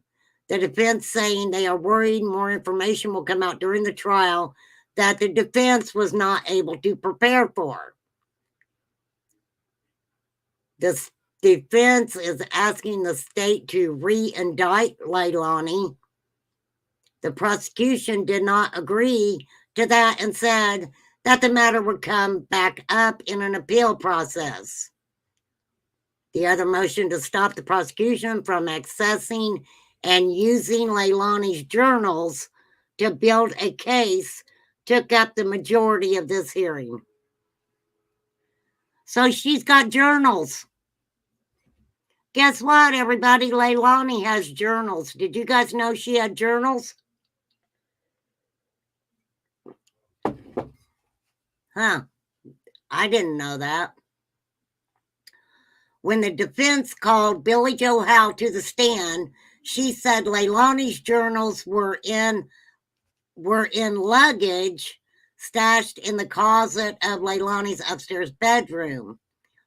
Howe said the state subpoenaed her to hand them over while Leilani was in jail. Howe said she talked to Leilani while she was in jail before giving them up, and Leilani never told her not to give them to the state. So Billy Joe was like, you didn't tell me not to give these journals to the state. Billy Joe said she did not previously know about the journals. Was there ever a time where she told you there was information she needed in one of those journals and asked you to go get it? Billy Joe was asked. She replied, no, sir. Billy Joe then said Leilani was encouraged to journal by staff at a recovery center she was staying at for about 3 weeks before being arrested on the charges of unaliving Quentin. Okay, I said Leilani was in rehab a couple days. It must have been like 3 weeks. Prosecutor said it's against the state constitution to use a search warrant to get private information like what is likely in the journals.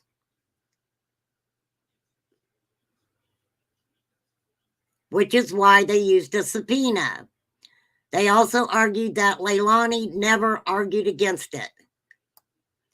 So, sounds like they're just going back and forth and back and forth to finally get it to trial. And they want, let me tell you, they need to make sure that they got their I's dotted and their T's crossed. They have to make sure that they get it. They can get the charges.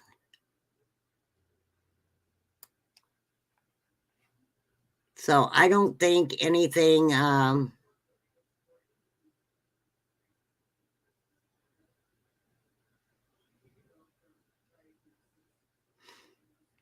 anything really new, for sure. September 7th, they filed a motion to block the police statements that Leilani gave to law enforcement. They also filed new motions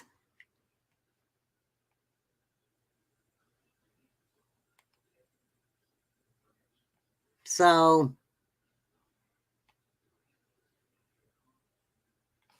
that's about the newest info, I believe.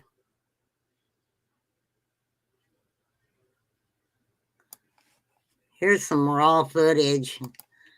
Let's see what they say. Hold on a minute. Hold on, hold on.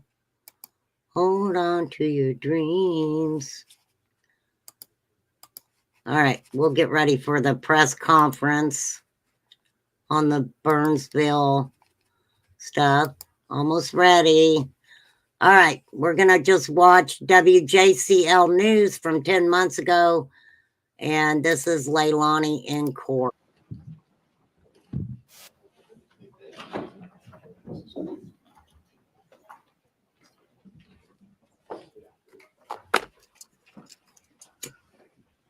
Okay, let's return to the issue of bond.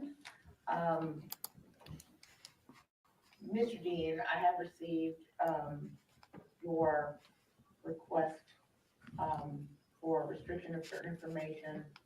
The court has reviewed it.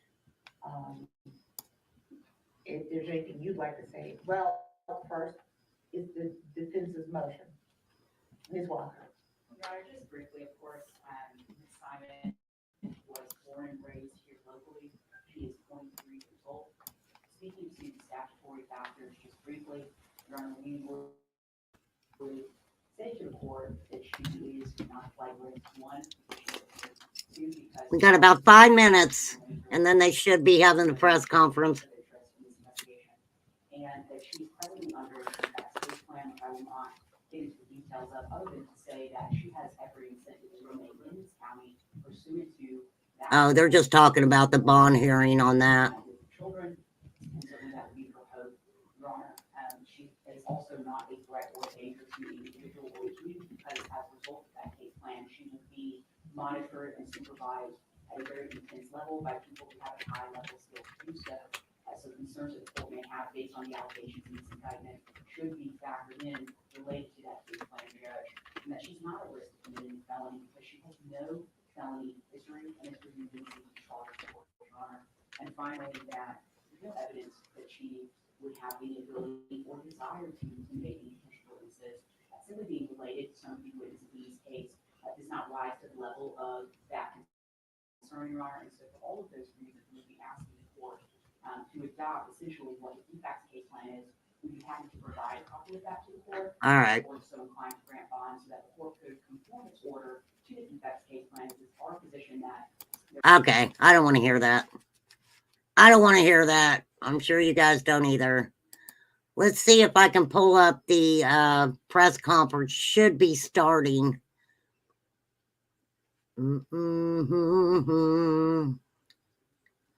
Oh, wait. Wow. Let me see something here. Let me read this to you guys very quickly. This is a whole new thing here.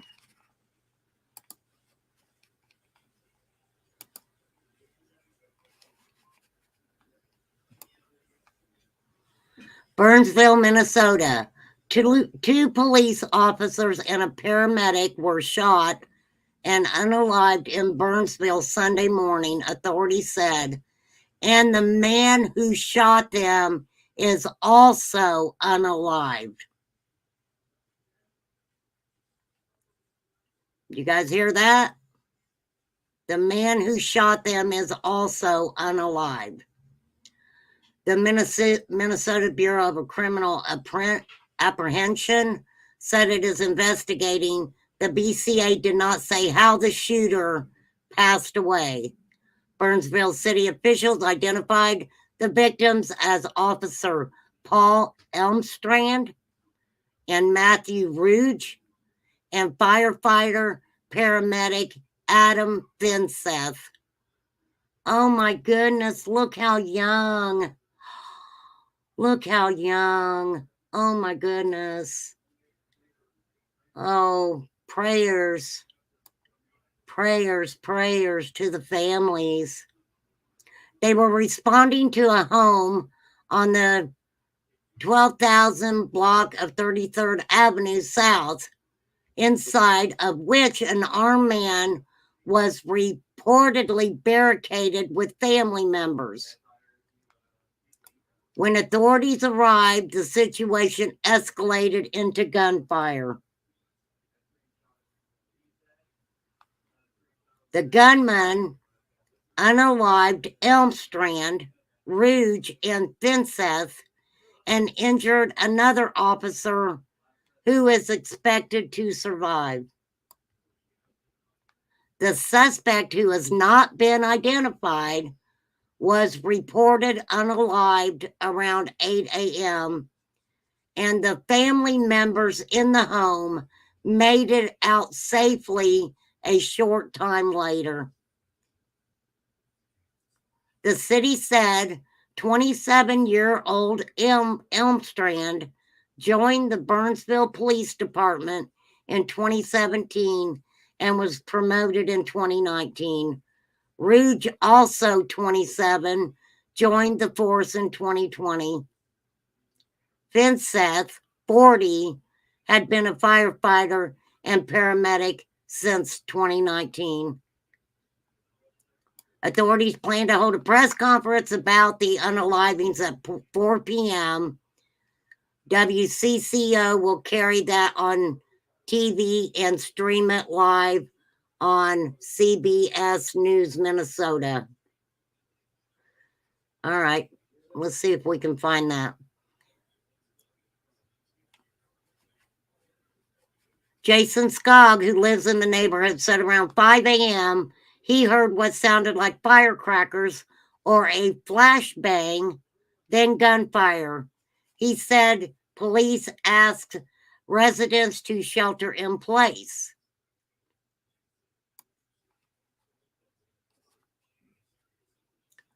First responders from multiple cities and law enforcement are gathered to show support.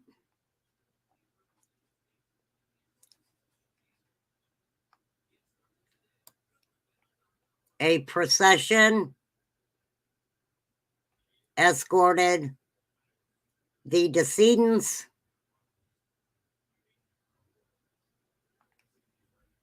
to the medical examiner's office. Support and condolences from Minnesota state leaders and other law enforcement agencies are pouring in on social media. We must never take for granted the bravery and sacrifices our first responders make each and every day. Today, the families of these public servants received the call they knew was possible, but hope would never come. My heart is with these grieving families. Flags are being flown at half-mast, and a vigil for the victims is scheduled for 6:30 at Burnsville City Hall. Look how young. 40 years old is young also, y'all. For sure. All right, let me see if I can find this news conference for everybody. See if they can tell us anything different. I don't know if it has started yet. Let's see if it pulls up for me here.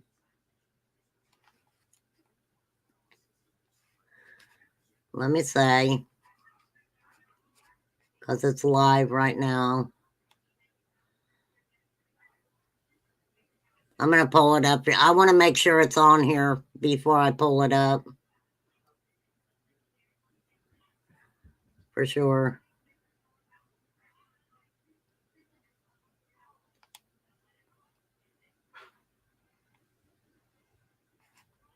Well, right now it's just a bunch of commercials. Let me see if Fox News has got it on yet.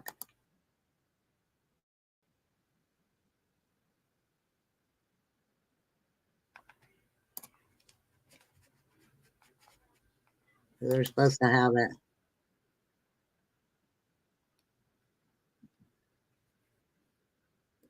Oh, that's Joel Osteen. I don't want to hear about Joel Osteen. I'll find it for you guys. Give me a second. Give me a moment.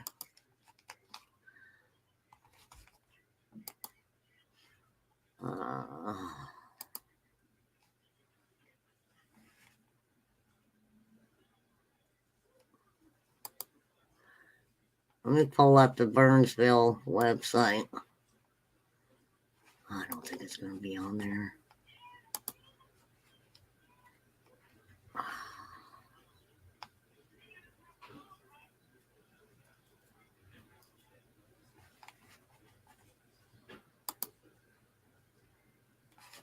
I'm getting a bunch of news reports.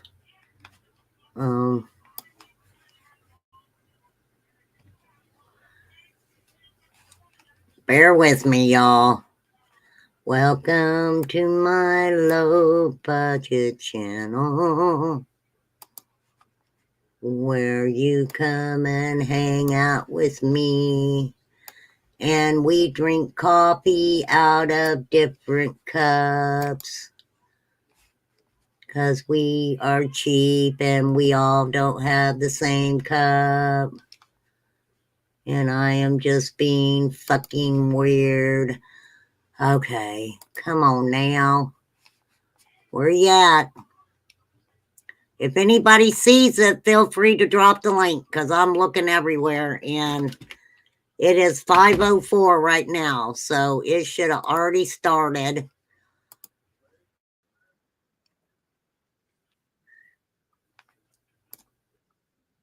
Ugh. I figured Fox would already had it on.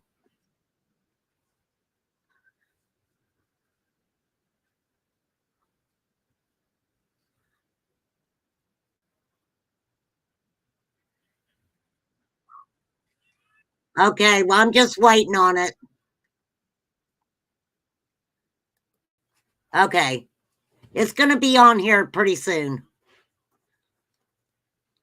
I've got it pulled up on the live now from Fox. And it says soon, police update on Minnesota shooting.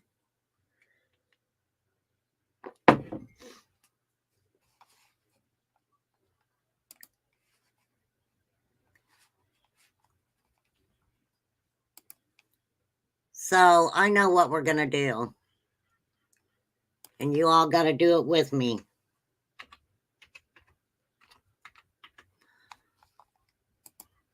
You all have to sing it with me. You know, I don't sing very good, but we're going to do this. We're going to sing Amazing Grace. You guys know I don't sing real well, so you'll have to forgive me. But I just think it's appropriate. It's an appropriate song. Amazing grace, how sweet the sound that saved a wretch like me. Oh, that was bad. I once was lost, but now am found. Was blind, but now I see. 'Twas grace that taught my heart to fear, and grace my fears relieved. How precious did that grace appear the hour I first believed. Through many dangers, toils and snares, I have already come. 'Tis grace hath brought me safe thus far, and grace will lead me home. The Lord has promised good to me. His word my hope secures. He will my shield and portion be, as long as life endures. When we've been there 10,000 years, bright shining as the sun, we've no less days to sing God's praise than when we first begun. There you go, Amazing Grace. Sorry, I kind of botched it there for a minute, y'all. I cannot sing. I'm not a singer, but a very appropriate song. Very appropriate.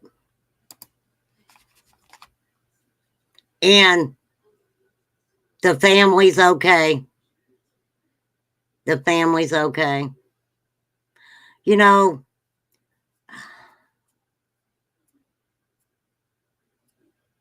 oh, you talking about Quentin Simon, Sue? Yeah, they were having a good old time. Good old time. And guess what? People on the internet were sending them money. They were sending them money. They sure were. All right, let me see if I can pull that up on a different station.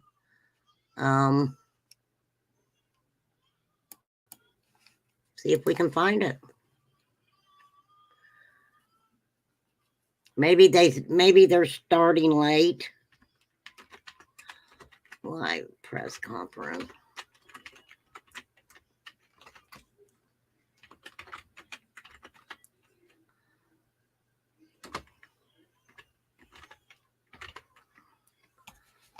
All right, let's see.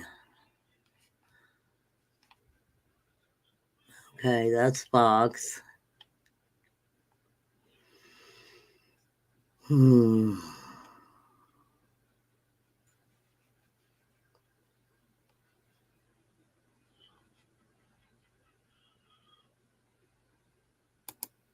me see. Let me check out this channel.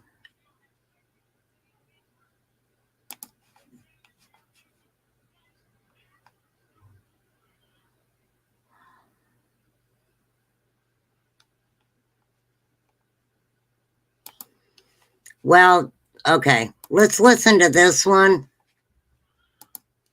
Let's hear what this one says.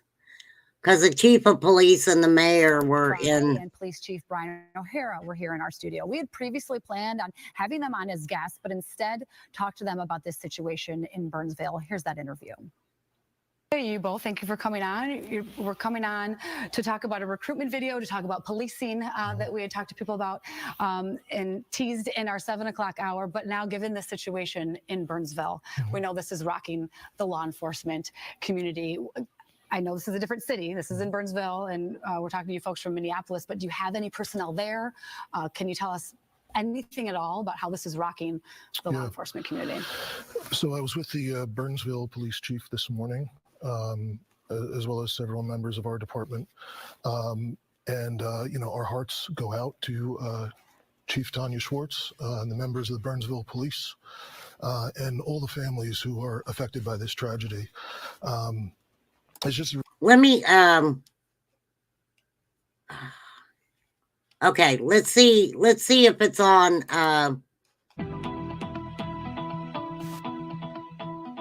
or they got a commercial break going on. Okay. Hopefully when they come back from the commercial break, they will have the live,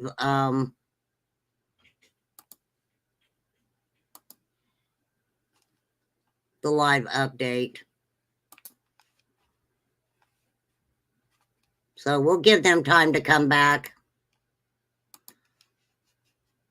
and see if they immediately go into it.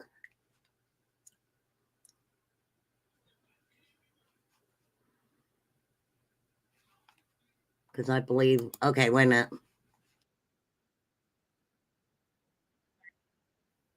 I got you all. Okay, we're going to go to this one. All right, we're just waiting on this press conference to start, everybody. It started 14 minutes ago, and so they should be coming to the podium here pretty soon. I believe. Oh, here they come. Thank you guys for hanging out with me while I waited for this. I appreciate you guys. I really do. Has anyone ever seen an ugly news lady? Yeah, me. Me, girlfriend. I'm a news lady.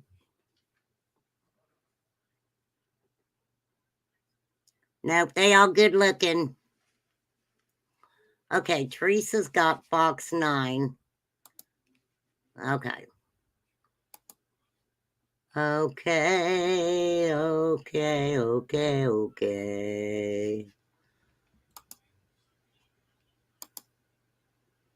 No, I do appreciate you guys hanging out with me. I really do. And listening to my singing. I know it's hard. I know it's very hard. Yeah, they're both, I got it. Yeah, they're both the same. Thank you, Teresa. Thank you very much. I want to make sure I'm sharing the right one with you guys. Okay, I got two up here. Oh, one's me. Okay, I got to remember one's me. Okay, here we go. As soon as they start, we'll wait for you, sir. How devastating. Oh, thank you, Teresa. Thank you, guys. I appreciate you guys. Vic.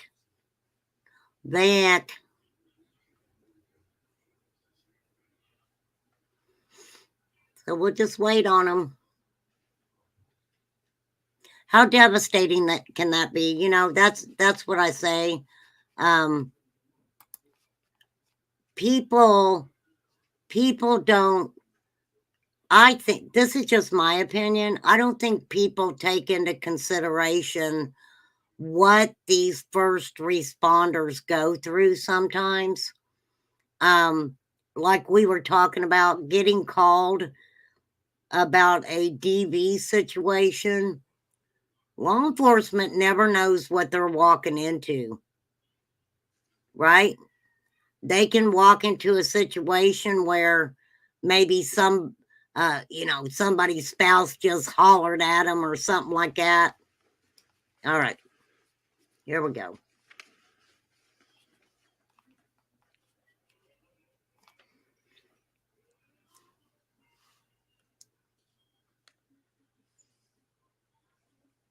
Fox 9, Minneapolis, St. Paul. All the credit to you.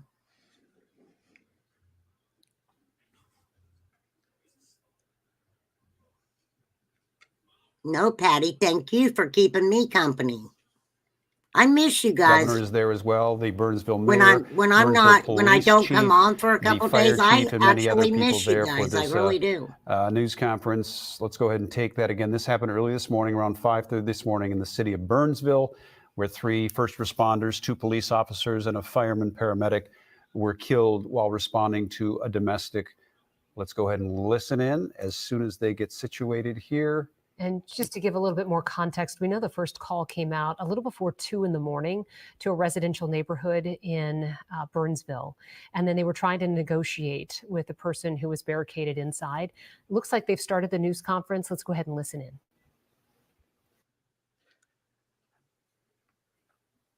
My name is Greg Lindberg. I'm the city manager here in Burnsville, and it's been a difficult an emotional day.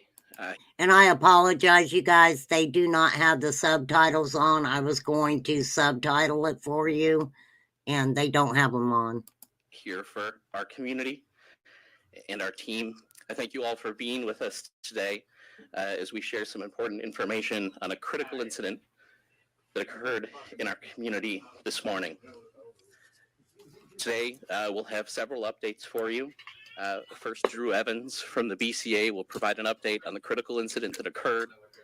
And then both our police chief and our fire chief will make comments about this difficult day in our team, in our family here in Burnsville. Words can't express how hard today has been. We know that people want and need information, and that's our role in providing good government and good service to the community. And we want to also make sure that we take good care of our team, the people who serve this community day in and day out, and their families. So thank you for giving us the grace and the patience and the understanding to inform their loved ones, to take care of our team, and to even process this ourselves. With that, I'm going to turn it over to Mr. Evans with the BCA. Good afternoon, everyone. My name is Drew Evans. I'm the superintendent at the Minnesota Bureau of Criminal Apprehension, and we've been asked to investigate this matter, and I'll provide a quick update. First, thank you on behalf of the team here for all the law enforcement support, the governor's support, Commissioner of Public Safety support, for everybody that's having just an incredibly difficult day. This is really... Oh my God, do they have a troll in their chat?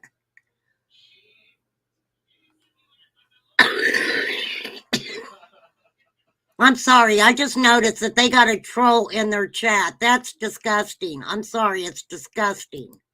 A terrible day. Wow. For the city of Burnsville, all of the residents, the law enforcement and fire communities that are mourning the loss of these public servants that occurred early today. Wow. At approximately 1:50 a.m. on February 18th, Burnsville police were called to a residence in the 12,600 block of 33rd Avenue South on a report of a domestic situation where a man was reported to be armed and barricaded with family members in the home. We later learned that there were 7 young children in the home, ranging from ages 2 to 15 at the time of this event occurred. When officers got to the scene, the individual was barricaded, and they spent quite a bit of time negotiating with this individual who was barricaded in the home, and additional officers responded at that time. At one point during that barricaded situation, the subject opened fire on the officers in the home, and officers Elmstrad, Ruge, and Finseth for the fire department, Mr. Finseth, were killed by the gunman during the response. One other officer, Sergeant Adam Medlicott, was injured and was shot as well, where he's suffered non-life-threatening injuries, but has been treated, is in the process of being treated. At approximately 8 a.m., the subject was reported to be deceased in the home, and later that morning, those other children and family members were able to escape from the home.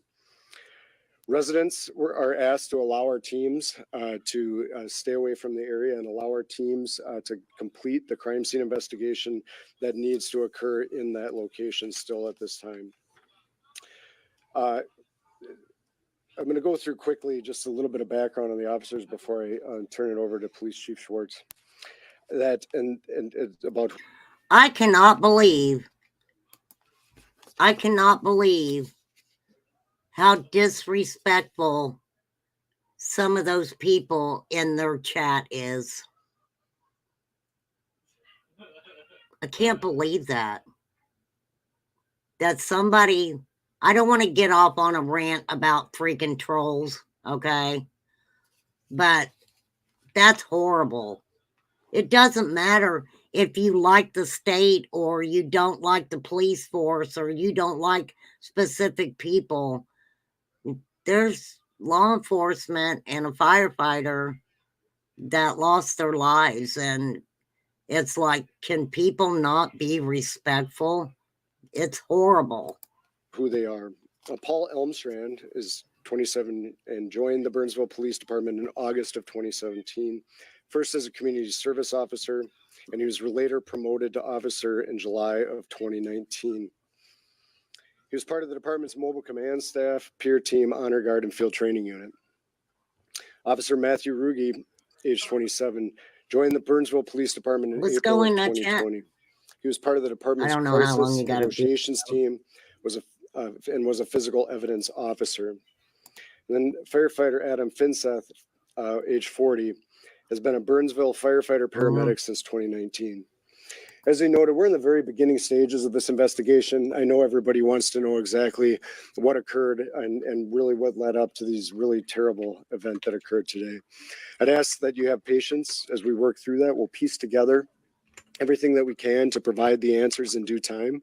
At this time, we're providing these basic updates so that we can show you just a little bit of what occurred. We'll answer a few questions at the conclusion of this, but our crime scene will be active and ongoing in that process. I will note just a few things in this in terms of the There, remain calm commented. I said, so sad, prayers to the families. questions. We still don't know the exact exchange of gunfire that occurred. Certainly, several officers did return fire. I will note that this individual had several guns and large amounts of ammunition and shot at the police officers from multiple positions within the home in that incident. And the exact timing and cadence of.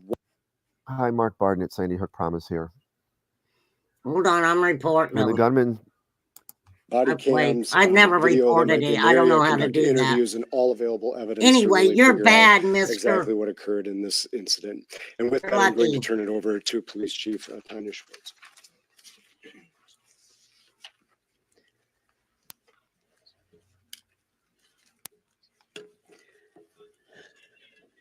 Thank you for being here. This is a hard day. It's a really hard day for our public safety family. We're hurting. Okay, we're hurting. Today, 3 members of our team made the ultimate sacrifice. I hid chat because I don't want to look at them idiots. So I don't. How horrible. For this How community. horrible. They are heroes. Our police officers and our fire paramedics, they come to work every day. They do it willingly. They know that they might have to give up their life for their partners, for someone else. They know they have to give up their life sometime, and they do it anyways. And you cannot understand it if you're not in the profession. Every day we want them to go home to their families. Every day we pray that they go home to their families. And today that's not happening. We are all hurting. Our officers, our fire department, our families, all of our staff, our community. We're heartbroken. We are heartbroken. We are going to need time to be together, please. Our families need time to grieve. They need time to be together. We need you to pray for them. That's what we need right now.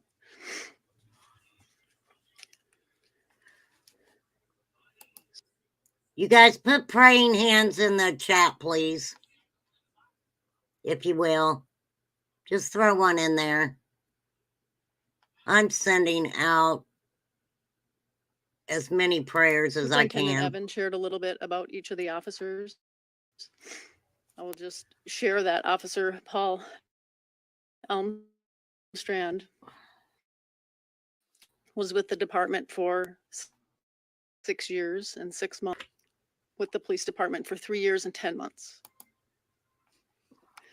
Sergeant Adam Medlicott, who's expected to survive with the department for 9 years and 5 months.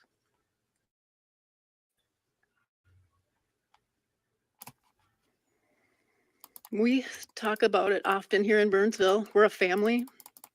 We take care of each other. And days like today is so important.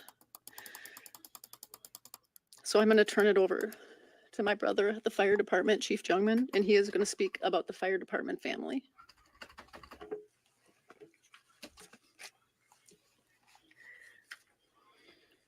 Wow, thank you guys. Good afternoon.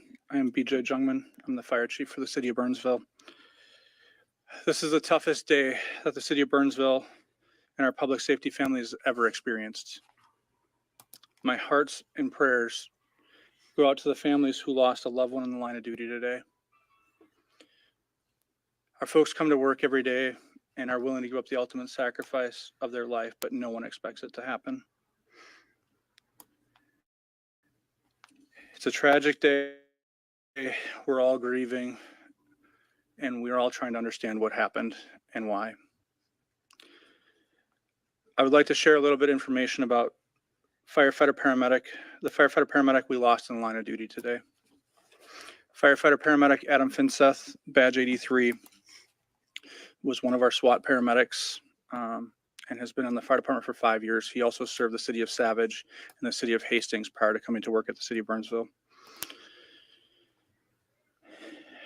No matter how much we try to understand that, there are no words to describe these public safety officer families, what they're going through right now. Our Burnsville community, including our city staff and police and fire families, are grieving. We ask the media to respect the families and their privacy as they are processing this information. We thank our mutual aid partners who responded to the incidents and are helping us during this difficult time. We've had an outpouring of support through our community, which we greatly appreciate. And at this time, we'd ask our community to support each other and help each other grieve. We'd ask them to respect the families that lost someone today. We ask everybody to show grace and understanding for our community members and our city staff who are impacted by this.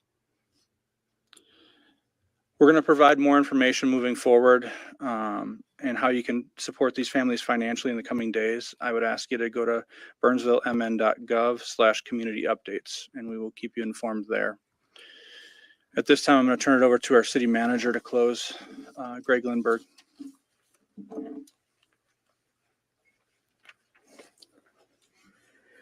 Chiefs, thank you. Chief Schwartz said it best just now. We're hurting as a team and as a family, particularly for those individuals who have chosen our police and our fire departments as a career to serve this community and to live out day to day what is one of the most important things here in Burnsville, and that's keeping our community safe. We're going to support each other. We're going to care for one another as a team, because we talk a lot about in this organization and as a family that if we take care of each other, that's when we can best care for our community. And we're going to do that, and it's going to be hard. And I just want to say this. If you guys want to help any of those families, make sure you go through the appropriate places. Make sure that what you're donating is going to the families, or maybe a specific family or anything like that. I don't want to see anybody get caught up in getting scammed, because this is a good example of how scamming can get started, where, you know, someone may set up something, oh, you know, you send me this money and I'll make sure this and that. Y'all don't have to do that. If you ever donate to any place, I always recommend donating straight to the organization or the individual person. That way you don't have a middleman and you don't have to worry about getting taken advantage of, right? We'll support our staff the best I we don't can. think in the they have coming them out days. yet, We also will make Teresa. sure that you have all of the information that you need to help us do the same. I'd ask that you use the website burnsvillemn.gov/community updates, where we'll be posting all of the information that we share with the community and beyond as we work together to continue to support each other, to care for the community. And speaking of caring for the community, I'd invite all of you, our community and beyond, to attend an informal vigil tonight outside of City Hall, where we'll join together and start the process of grieving and caring for each other in our support to strengthen our community and to make sure that our team, our staff, the people who call Burnsville home and beyond know that together we will create a safe community, and one where we can How all work together heartbreaking. in caring for each other. And finally, the Chiefs and I are going to return to the business of taking care of our family and taking care of our community. We really thank you for the time that you spent here today, and appreciate your willingness to join us. Thank you very much. Wow. Wow. I'm going to go back and very heartbreaking and unfortunate. Hey, you guys talk amongst yourselves for a minute, and I will be right back.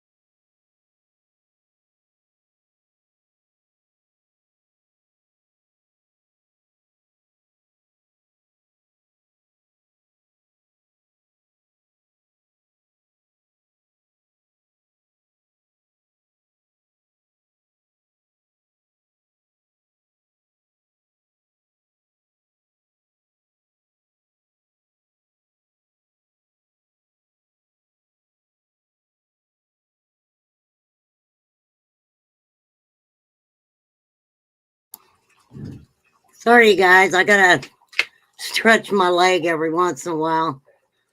Been kind of getting cramps.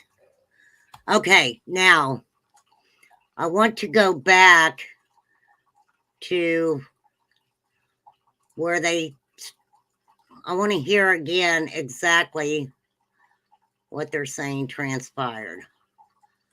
Okay, hold on. All right.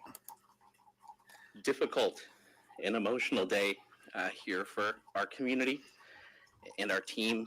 I thank you all for being with us today as we share some important information on a critical incident that occurred in our community this morning.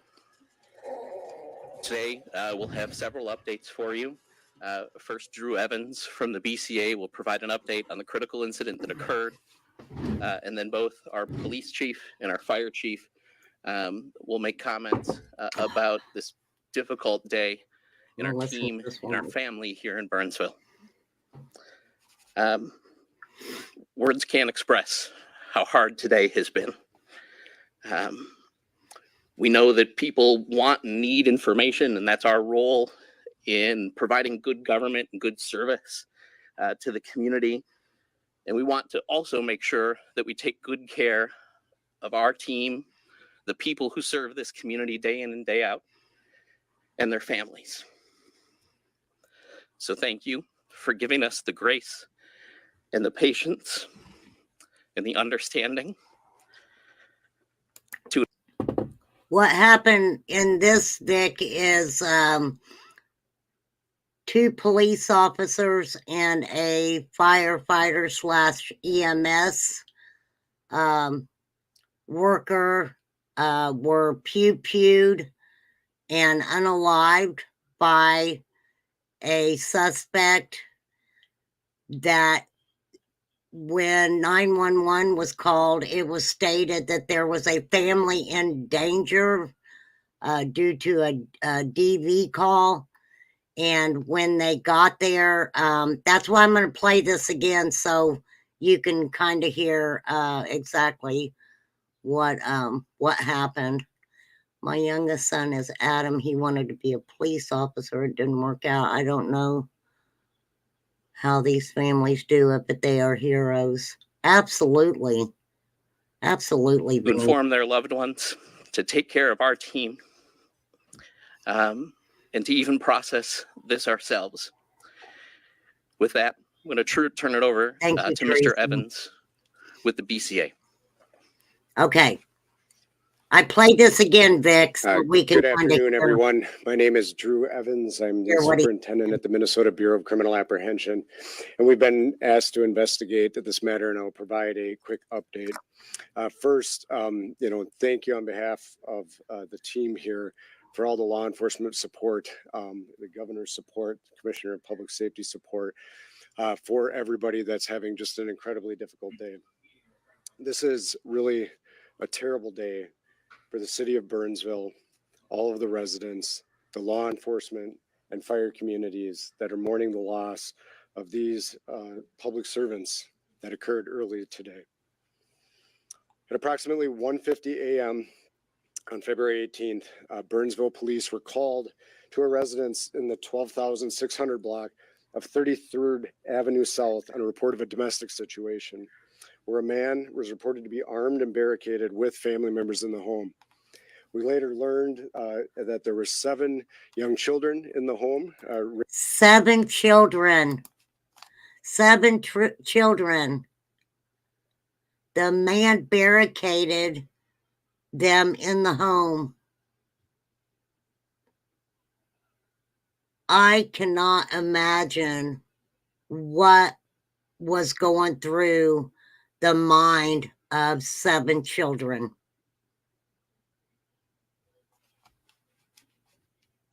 Ranging from ages 2 to 15 at the time of this event occurred. When officers got to the scene, the individual was barricaded, and they spent quite a bit of time negotiating with this individual who was barricaded in the home, and additional officers responded at that time.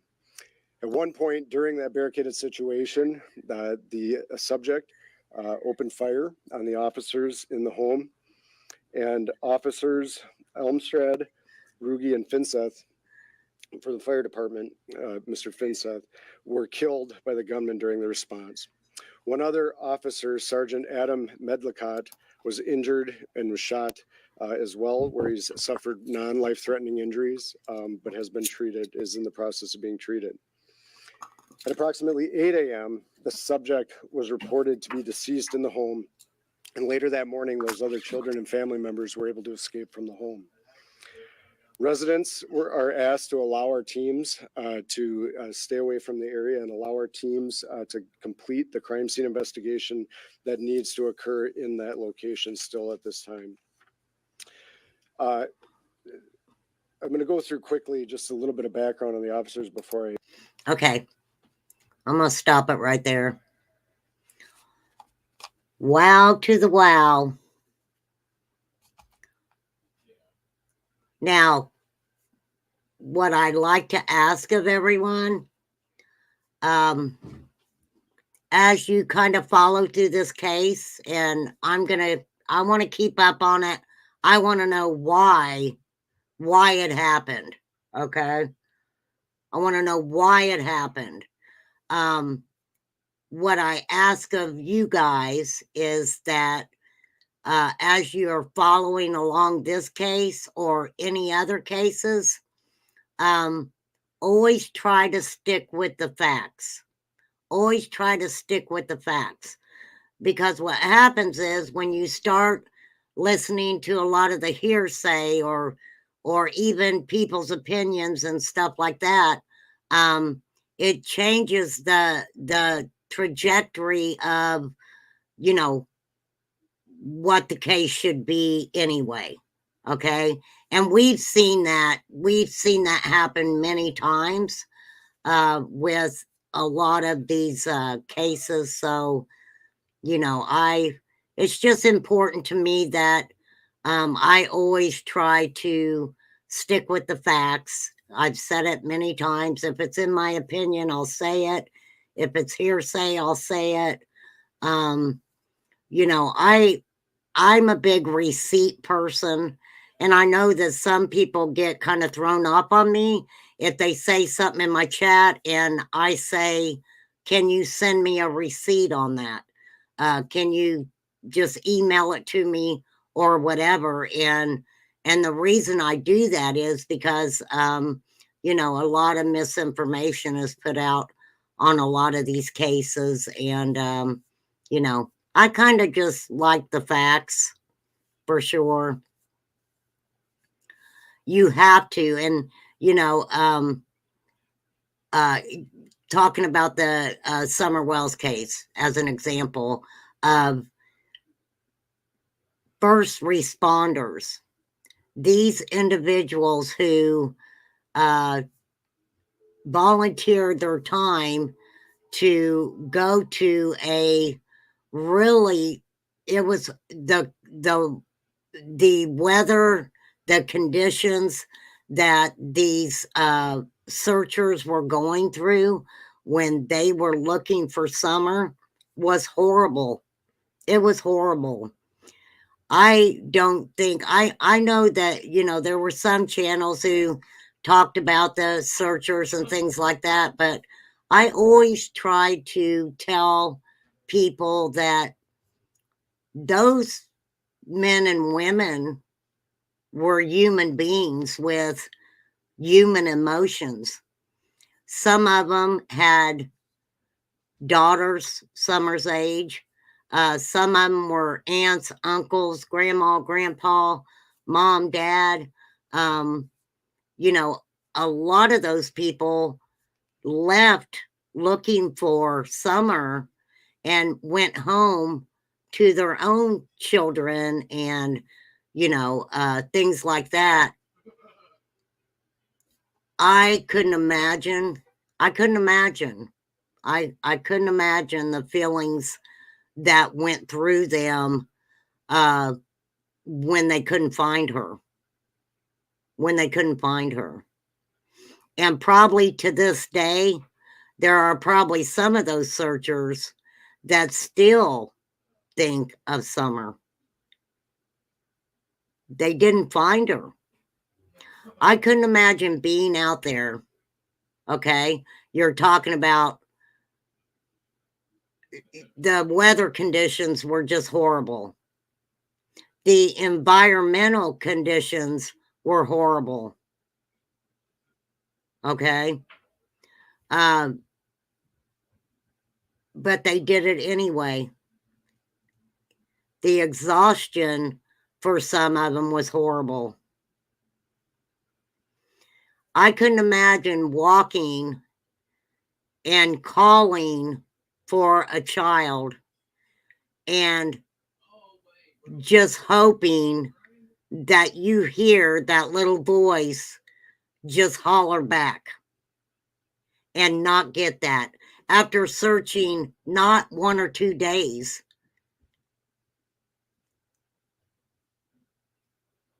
I couldn't imagine getting out there every day and just hoping just to hear a little voice holler at you or see a little piece of color, you know, in the woods or, you know, something like that. And, you know, Tim Coop even said that Summer was so tiny. Summer was very tiny. There was a bear. One of the search parties seen a bear.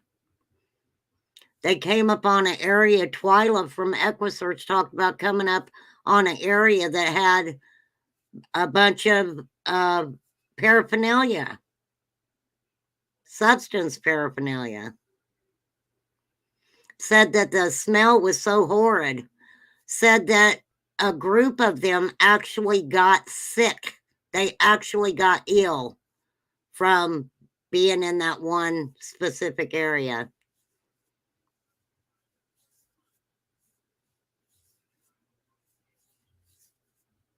And I've never seen or heard on social media any of the searchers talking about or describing what being you know, being qualified to do something like that, you know, how it affects you. It would have to affect them, you know. You're right, Vic. Some people don't understand empathy. Some people don't understand being empathetic at all.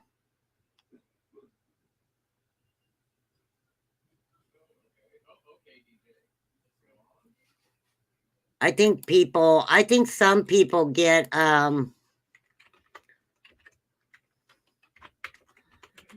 empathy and sympathy kind of mixed up.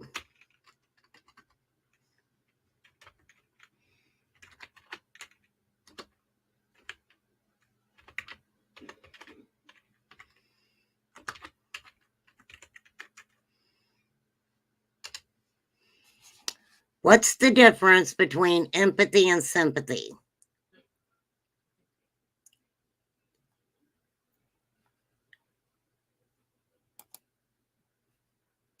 Empathy is, I get it. I get it. An example, I get it. I'll be in there with you, but it's not my hole. You know what I mean? Sympathy is when you walk up to the edge of the hole and you say what happened, and they say something really bad happened, and you reply, that's terrible. No way in hell am I going in there. I feel bad for you from up here. Right? If that makes sense.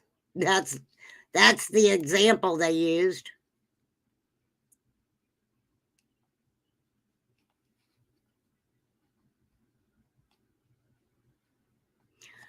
So basically, if you're empathetic, if you're empathetic,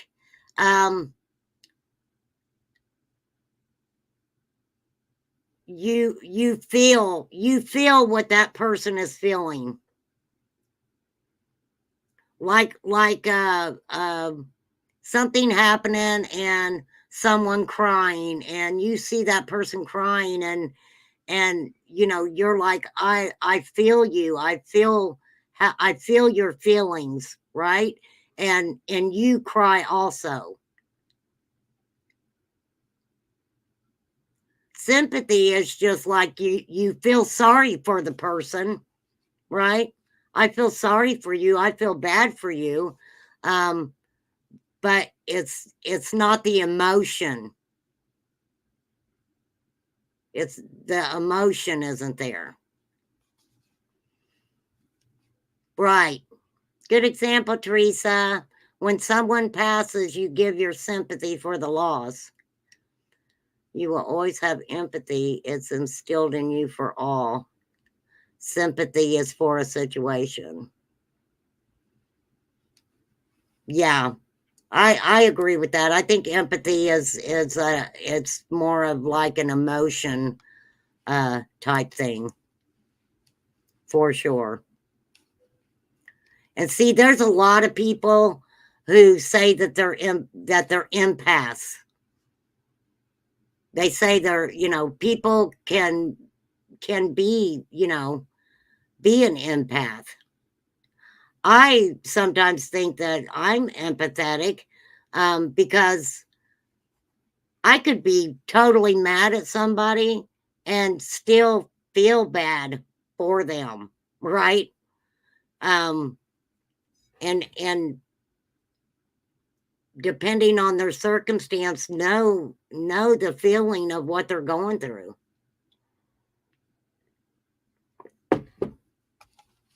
So I think everybody could use a little bit of both. I mean, seriously, I really think that. So, but empathy is you experience someone else's pain, you know, or happiness. Sympathy is easier because you just have to feel sorry for someone.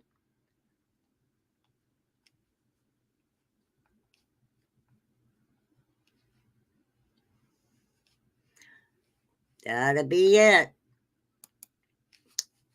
But I've been on here 3.5 hours, y'all. And Teresa. Teresa's not empathetic or sympathetic. She's just pathetic. She said it, I didn't. She said it, I didn't. You're so funny. Okay, let's get our Musa moment, and then we'll get out of here, you guys. I do appreciate you guys hanging with me, though. I didn't really plan on staying on this long. I never do, especially 3.5 hours. I've been trying to get out of doing that. And but you guys hung out with me until the press conference came up. So I really appreciate that. I really do. Let's see. Let's just have us a little woo-saw moment, and let's see. I'll show you. Maybe I'll show you a couple funny clips, and then we'll get out of here. I got so many I need to get rid of. Let's see.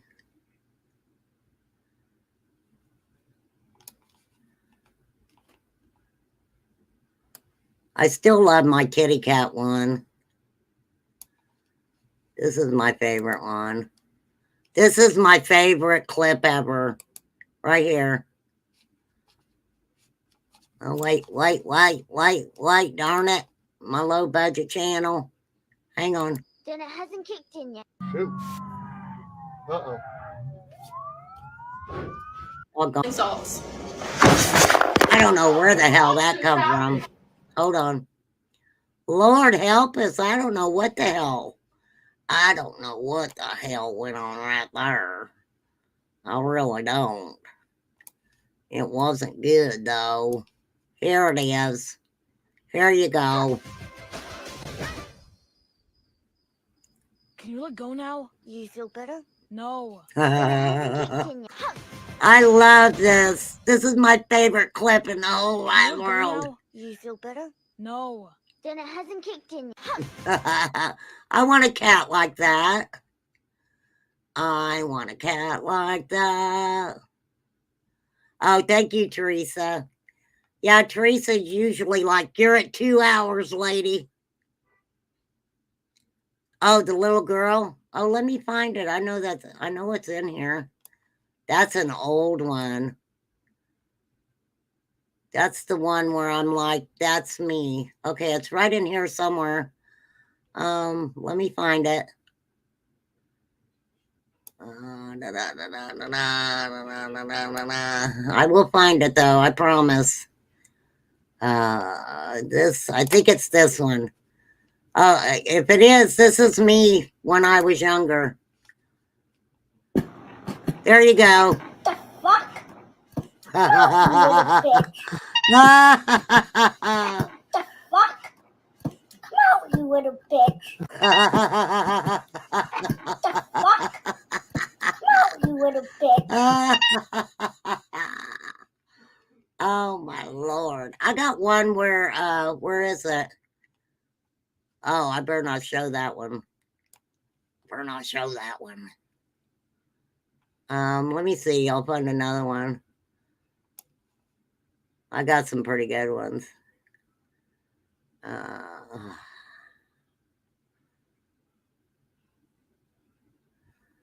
don't know what that one is. I'll have to get rid of it. This one's funny. This one's pretty funny right here. You like it? Yeah. Do you like it? You taking a shit?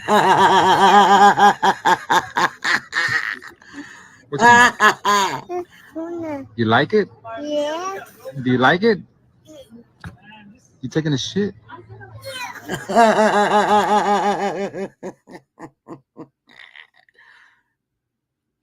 Funny. That's so funny. I love that. Okay, let me back it up here to the funny ones. Oh, here's one. Watch your ears.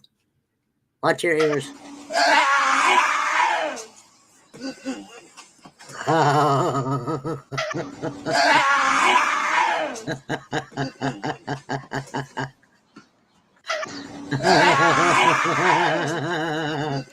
That reminds me when these YouTubers get mad at each other.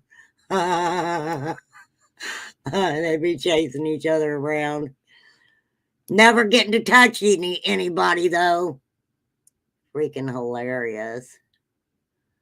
Okay, what's another one I got? Oh, this one. I crack up at this one right here.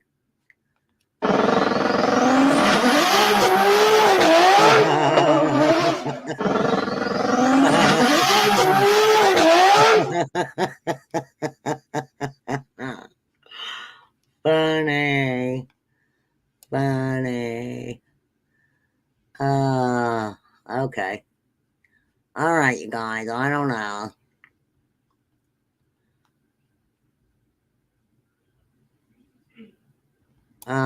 Let's see.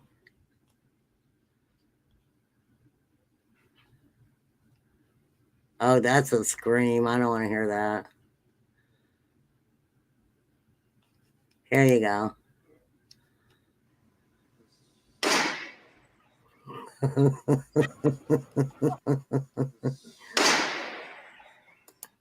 Hit himself in the nuts. Yep. That's what happens in the donkey lots.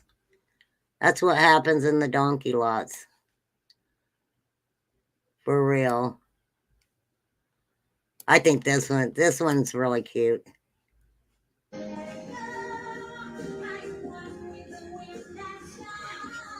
Let it go.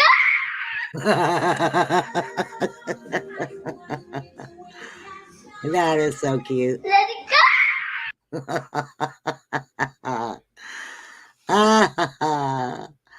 That's funny.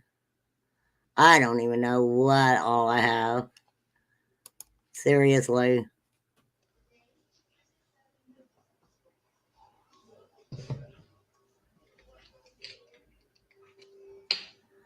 Oh my God. Have you guys ever done that? Have you ever done that with your ketchup and stuff?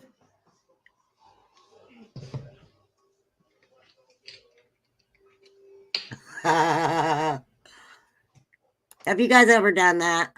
Seriously. That is funny.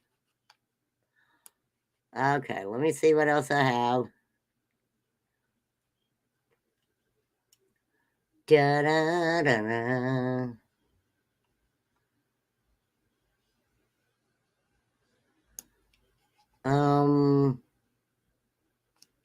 This one's cute.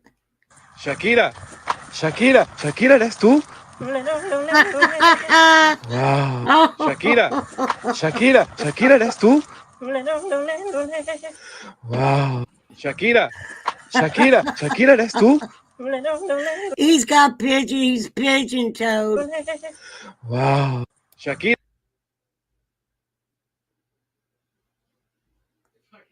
Yeah, Eli, she's in custody. Yeah, she's in custody. Thanks for letting us know, though. Yeah, look at his feet. He's pigeon-toed. Shakira, ¿eres tú? Wow. Shakira, ¿eres tú?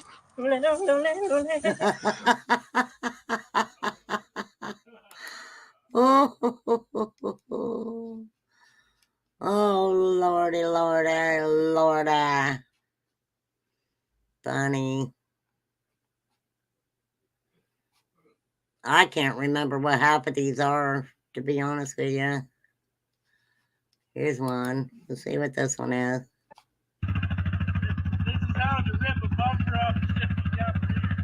How you rip a bumper off. Oh. This is how to rip a bumper off and ship it down here. Oh. I don't think it worked out for him real well. All right, you whippersnappers. Thank you for hanging out with me. I'm going to get off here and do a couple things here in my home. I won't be on tomorrow because I got to go to the doctor, and then I've got some things that I need to do. So I don't even think I'll be home most of the day tomorrow. So, but I hope you guys, you know,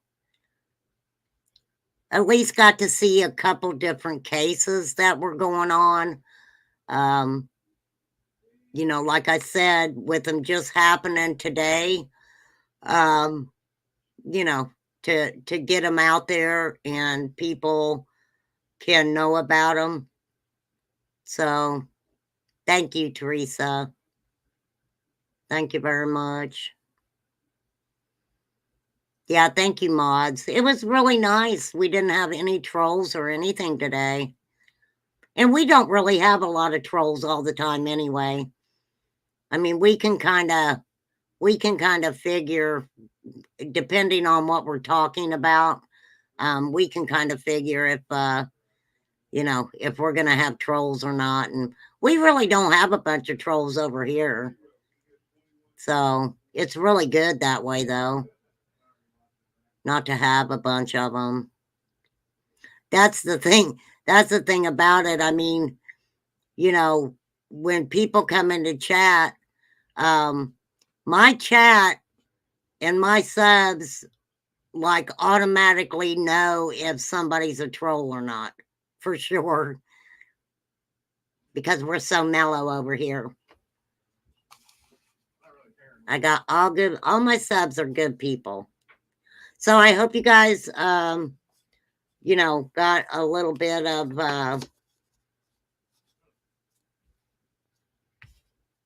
knowledge on a couple cases, like I said, that just popped up this morning. And, you know, we'll keep an eye on it. Like I said, I'm very curious to find out exactly what caused the DV situation in Minnesota.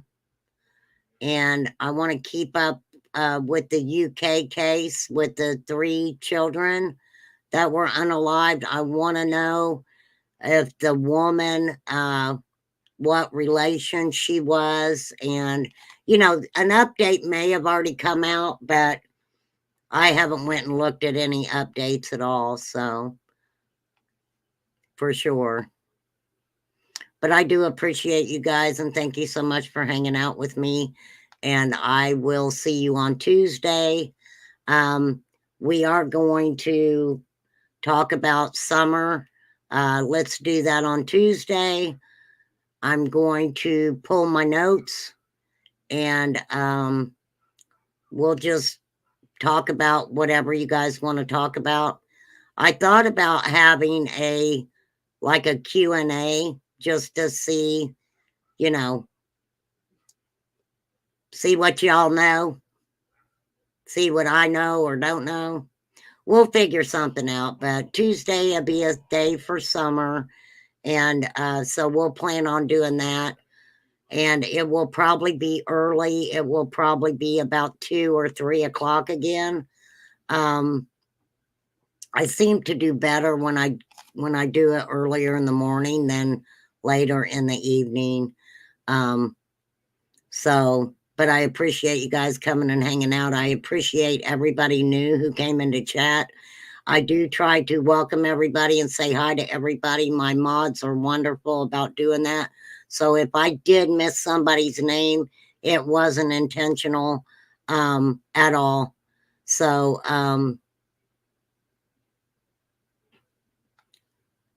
absolutely. And I'm going to talk about quite a few things tomorrow, Tuesday, okay?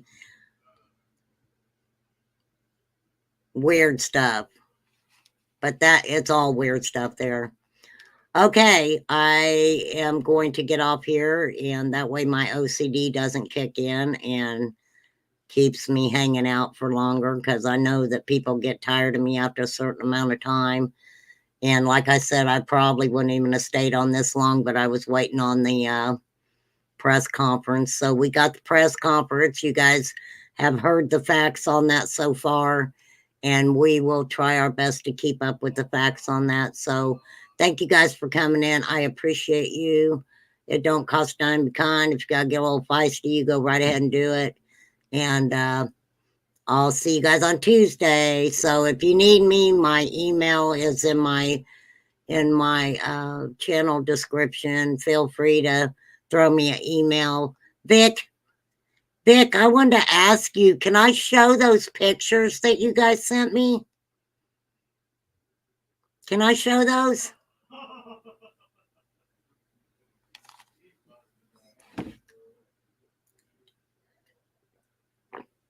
Anywho, I'll email you back. I sent you a little email, but yeah, I definitely want to do that. Thank you. I'm going to do that. Not today, because that deserves special attention. Thank you for that. That's going to be interesting. Maybe we'll do that Tuesday instead of. Okay. Well, we're going to do summer on Tuesday, and then we'll do a paranormal special on Wednesday. How about that? Because I'm excited about that too. So, all right. Thank you, Island Girl. Hey, did you like that I came in John Davis's and sang your name for you? Girl, you're special. I come in there and sang your name for you. I like John Davis and Brandy. I do. I'm guilty of that. Yeah, definitely send me some more. Oh, you guys are going to be thrilled when we do I'm going to do a paranormal live and show some pictures. Heck yeah. It's going to be very interesting. Thank you, Vic. Thank you, Vic and Cheryl. I'm super excited. All right, I'm getting off here. I appreciate you guys. Have a great night. I will see you Tuesday. And, you know, do you. Just do you. That's all you got to do is do you. I appreciate you guys. Peace out, everybody.